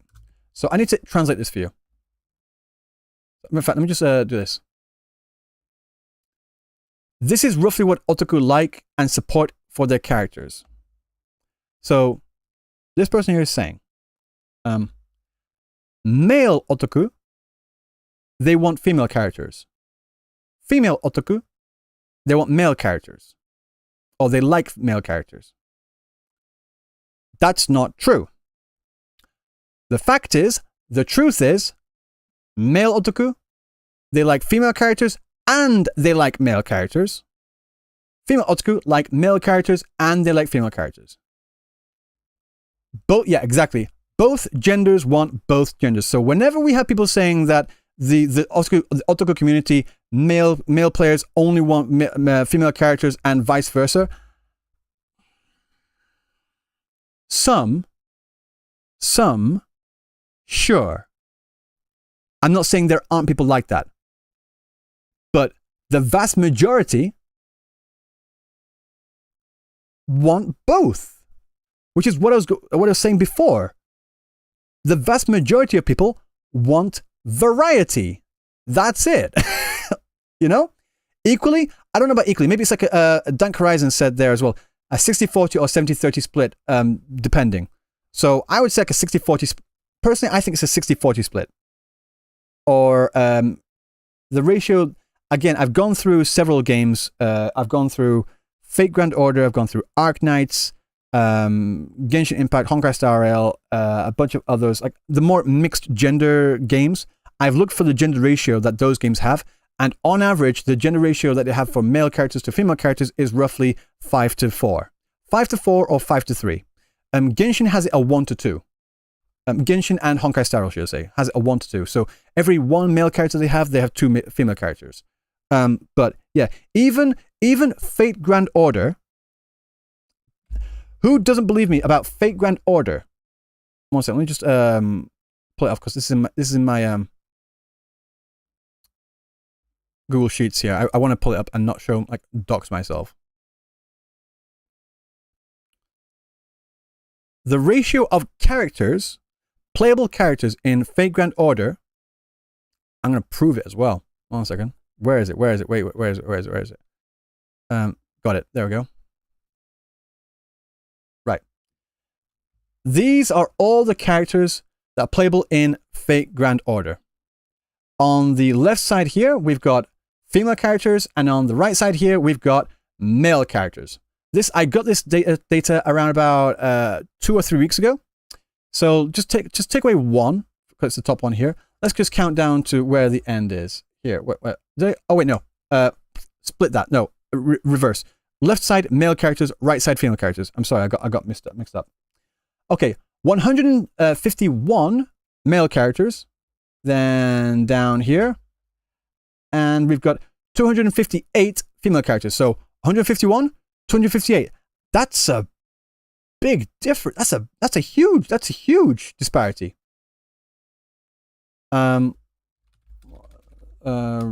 Ratio 151 out of 250, 251. What's the ratio? Ratio calculator. You'll be surprised. No, this is not.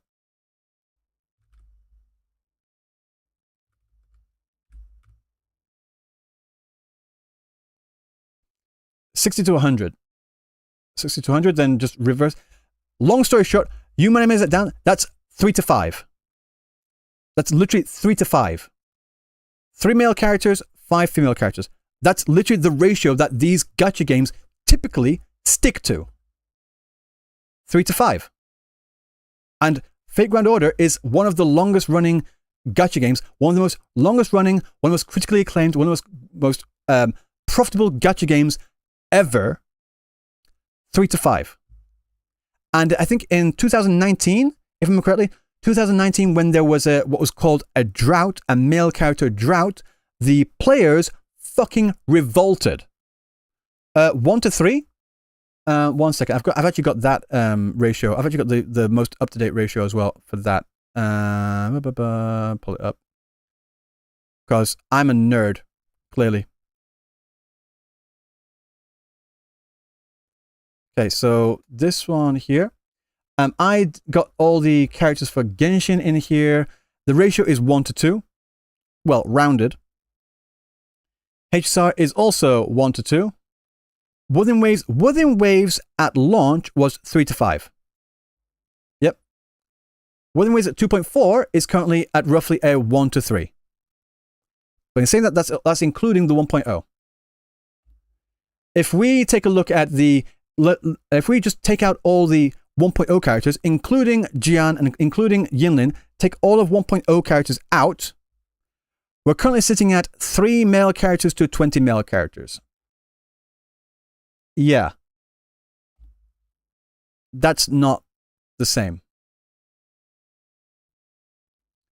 1 to 2, 1 to 2, 3 to 5, 3 to 5, 3 to 10, or 1 to 3,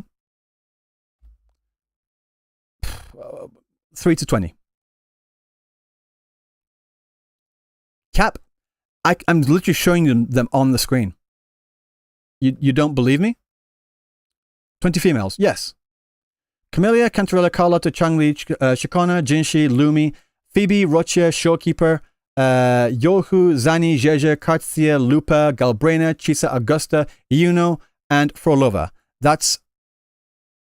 yeah. PGR has a better ratio than Wuthering Waves, the game who caters to CN incels, by the way, with better stories. Just, I'll take your word for it. I mean, I have played PGR, but I've not got too deep into it. So, this post here went a little bit viral on JP Twitter, as you can see.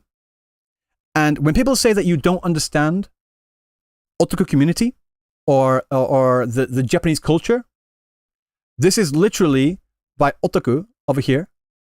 This is one of the biggest otaku on the space, 157,000 followers on this account. I want to read further on the comments on this one as well. They're saying, Japan is saying, otaku like both types of characters. Just saying. Here's a, let's go here. Sort by likes. I'm going to prove it as well. This is what they think to the people that are saying the other thing. I'm just going to translate this for you. Male players, I like male characters too. The weirdos. So if you're, what they're saying here, if you're a male and you say, I like male characters, weirdos would say, wow, that's gay. Where the fuck have we heard that before? Whereas if a female says, I also like female characters, the weirdos, the weird guys, oh, that's good. I love a bit of Yuri. So those weirdos are all in favor of having female players in favor of female characters and love the lesbian, the Yuri type aspect of that. But if a male player says that they like male characters, they go, gay. They're saying that those people that say that are the fucking weirdos. You are the weirdos. The people that are saying that are the weirdos. Yes, yes, I'm and. So here, that's another thing. Male characters, male players say, I like the cuteness of female characters and the coolness of the male characters. Female players, I like the cuteness of female characters and I like the cuteness of male characters. Again, everyone just likes variety. Double standards suck, don't they? Absolutely. I'm going to go to the Arknight's Enfield IRL event. Oh, let me have a look at that. I didn't even know there was one. One second. Whoa. I want that link. If it's in my area, yes. But if it's in like Tokyo, I bet it's in Tokyo. I bet it's in Tokyo, isn't it? Anime Expo? July 3rd? July 3rd. July 3rd. Where's Anime Expo? I bet it's in Tokyo. Japan. Japan Expo, should I say? Oh, it's in Osaka. Wait. No. That's a different. No, that's different. That's different. No, I got baited.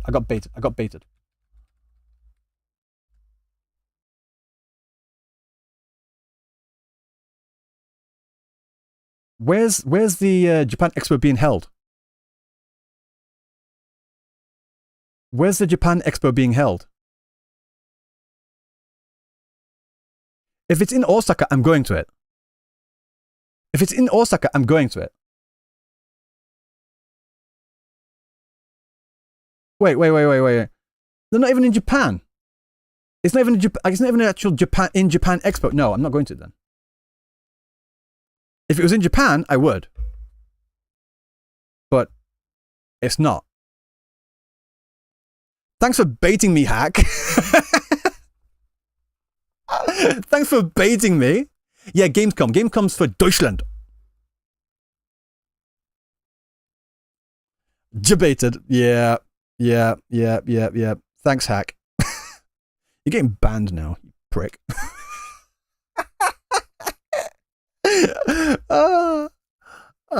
Funny. What was I saying? Oh yeah.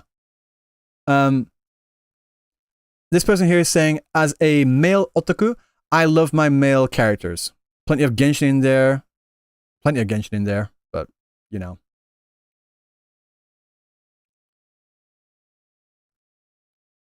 Even men like handsome, muscular male characters.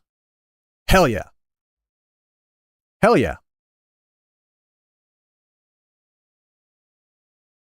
I'm a guy, but I like the cute boy characters and the macho characters too. From Baki. Yeah. Sword Art Online, Baki. The point being, guys and girls, everyone out there,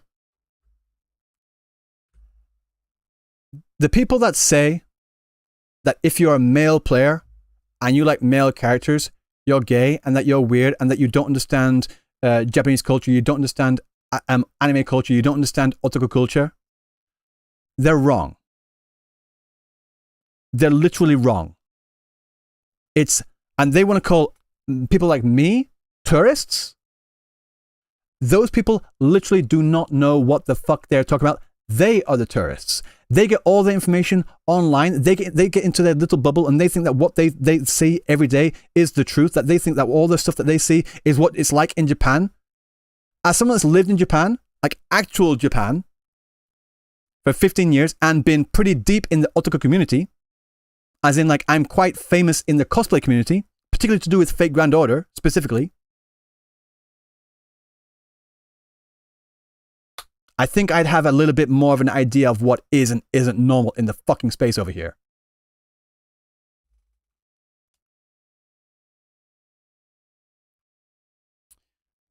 So, who do I cosplay? You've not seen my cosplays? Oh, fine.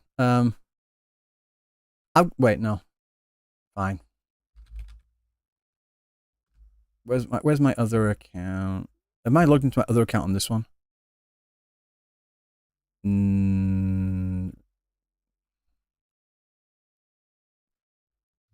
This is not all my pictures, but just some of them.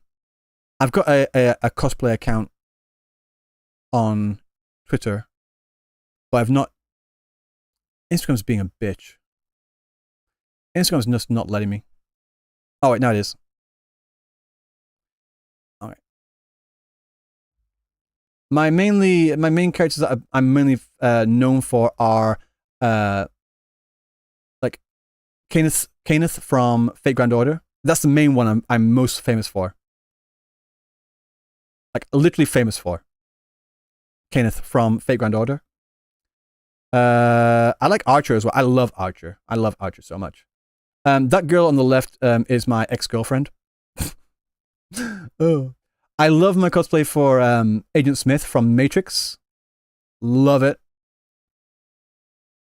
My hair was still blonde at this point. I had to like Photoshop it brown.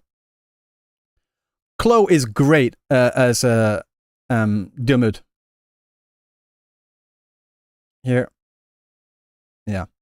Got Erwin Smith. Bit of more like chill one there. White blood cell, because I thought it was funny and I like it, so shut up. I found an excuse to stick my ass out.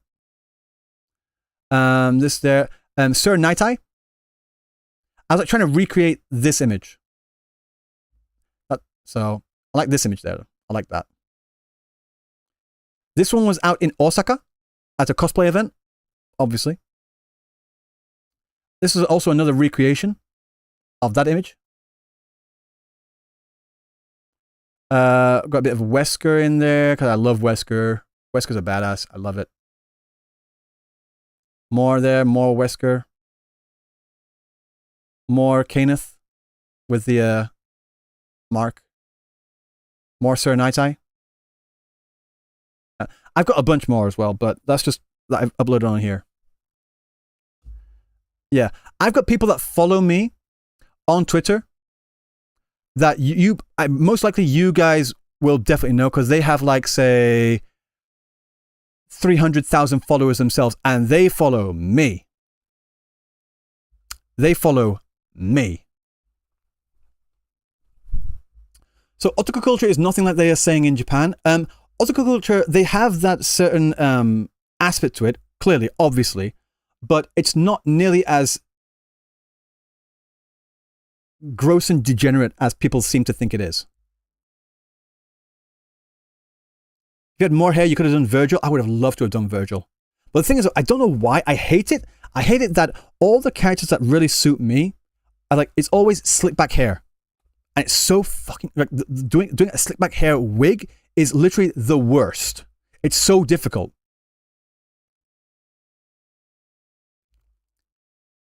Saint Tut is also on my side. He loves men. Okay. I really, me and Saint Totus do not get along. I'll put it that way. So, the less I say, the better. But whatever. How about Virgil with that slick back? Yeah, I don't know.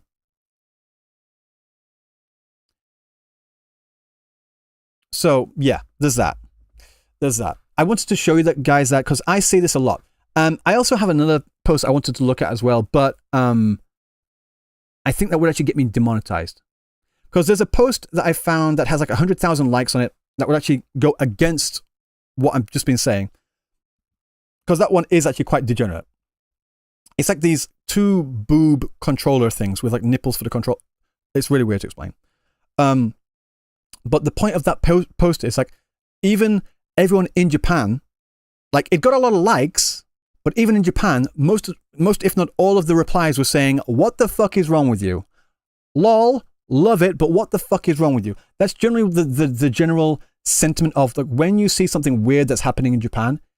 That's not because it's normal in Japan. It's still weird in Japan as well. And most normal people will look at that thinking, that's funny as fuck, but that's just weird. And they're like, I like it because it's funny, but I'm still going to say you're weird. That's just the general way things are. Like the controller t-shirt, if I can find it, I don't know if I want to show it. No, I can't show it. I will get demonetized. I will get demonetized. I will full on get demonetized. Fenrico cosplay when? Okay. I've mentioned this before. I know someone that's a seamstress. She makes outfits and such as a profession. She like makes ballet outfits and play outfits and such. And she's a student of mine. And I spoke to her about that. She's a little busy right now because she had to make a lot of ballet outfits for an event that's happening this weekend. But I showed her the Fenrico outfit. I said, "Can you make it?" She said, "Yeah, probably." Really now? You can you? You can you? So, not say, she says that she can, but I don't know like if she has the time to. But if she can, then she'll let me know, and she'll make that. She'll make it for me to my size. That means I have to make the mask. I also have to make the pendant. Or who out there is good with 3D printing? Is anyone out there good with 3D printing? If anyone's good with 3D printing, if anyone out there can 3D print me a mask and a pendant thing, like the Imperator pendant, that would save me a massive hassle. Sadly, not you. Well, I think you should buy a 3D printer, learn how to 3D print, and just buy everything in and make that for me, just so I don't have to do that. So yeah, if someone out there could like 3D print me a mask or something, because I've looked for like similar types of masks, like half masks, and like that I could like change to work. They're all like a bit off. I could try and find it. 1 second. Amazon.co.jp.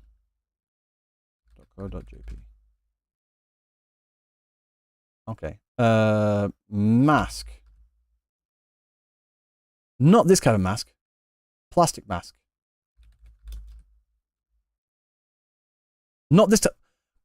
COVID fucked everything up, I swear to God. Plastic Halloween mask. Will that work? Not that one. Not that one either. If I can find... I've got one of these, but that won't work. I just want a plain white mask. That is fucking terrifying. I just want a plain white mask. This is kind of into the carnival, but not what I'm looking for. No, no, no. If I can find like a full mask, I can cut it. I can shape it. That's not what I'm looking for, but I enjoy it anyway. So, ooh, Naruto. Opera mask.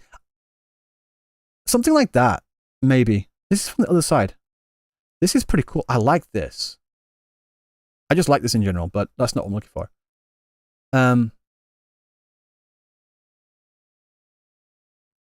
Is that Slipknot? It is Slipknot. Nice. Let's go.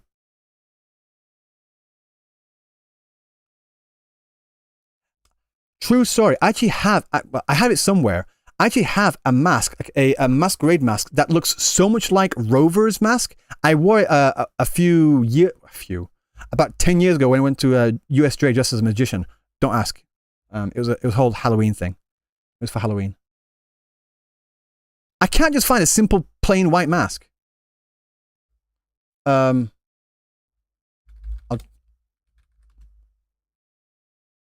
That's not it though. It's a different shape. It's close. But I'd have to fill in that hole.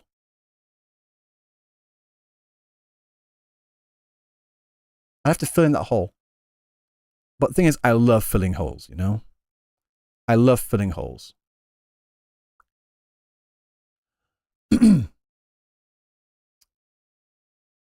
That's closer.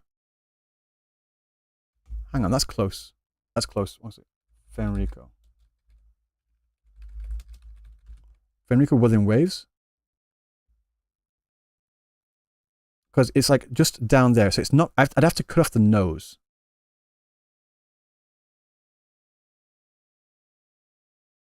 What's sus?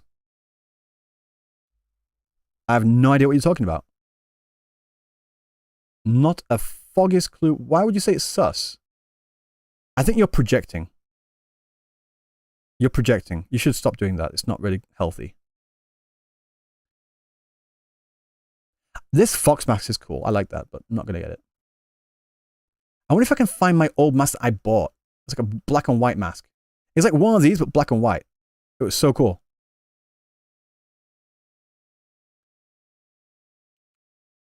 Yeah, this is kind of close. I'd have to cut like this part down there. The thing is, it doesn't go down deep enough. I need to go like down towards the chin. Like there. Just around the mouth. I could make it work. But yeah, I am looking for it. I am looking for masks to do. Cool. I'm looking for masks to do the cosplay. What's that? That's a lot closer to what I'm looking for. Yeah, thank you. Cheap too. I'm very grateful of cheap. I'm very grateful of cheap. No, wait. Thing is though, it looks paper. It looks like paper. It's paper. It's like a really malleable, soft thing. And I'm very particular. I would love to have it like actual plastic. I don't know. I think I want plastic. Very like I like this. And with it being paper, it'd be easier to carve as well, which is another plus. What about a closed eye part? I don't know. I would have to like put something behind there and fill it in with like an epoxy. Fill it with an epoxy. I wonder if I could just like varnish the entire thing. Like just like spread glue on it to make it harden up. Because it's got these like ripples in there. These ridges and such.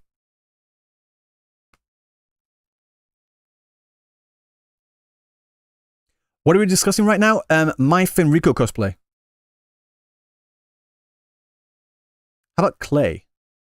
Paper mache it? I was thinking about that, actually. Paper mache. It's just like a matter of getting it to look sleek and sheen, you know? Plaster of Paris. Oh, yeah, probably. This is close. This is really close. I like this one a lot. Also, wood.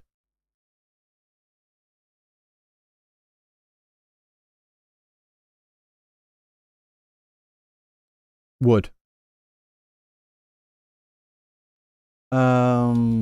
Black and white.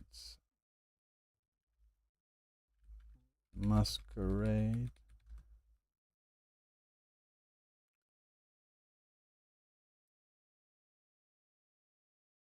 I had one like this, but it was like half black, half white. It looked a lot like Rover's, which is, it's kind of, not this. I swear, I used to have one. If I can find the picture as well. 1 second.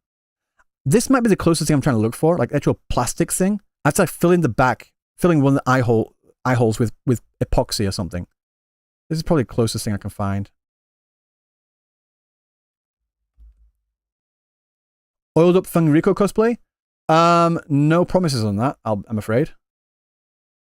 If I get to 100,000 subs by the end of July, I'll give you a month, then yes. Absolutely. I promise.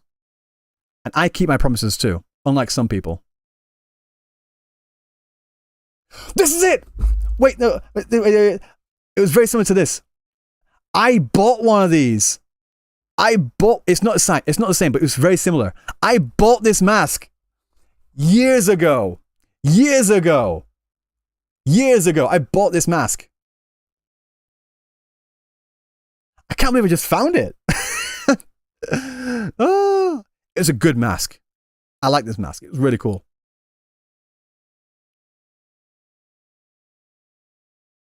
Sorry.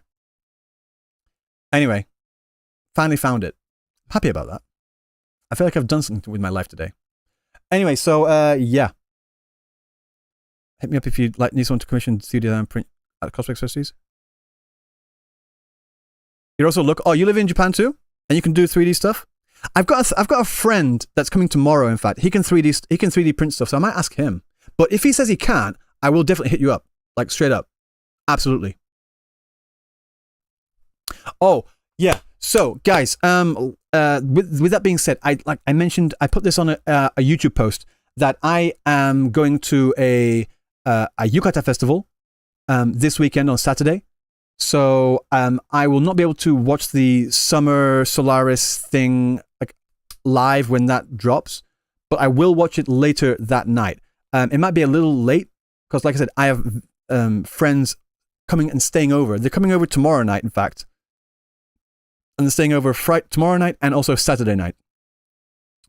Vlog, I don't know. I could take some videos of it. It'd be pretty interesting.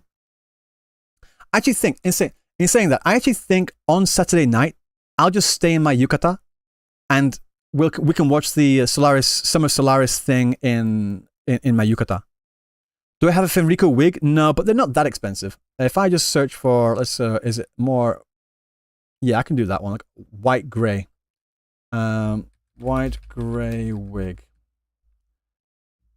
White gray cosplay wig.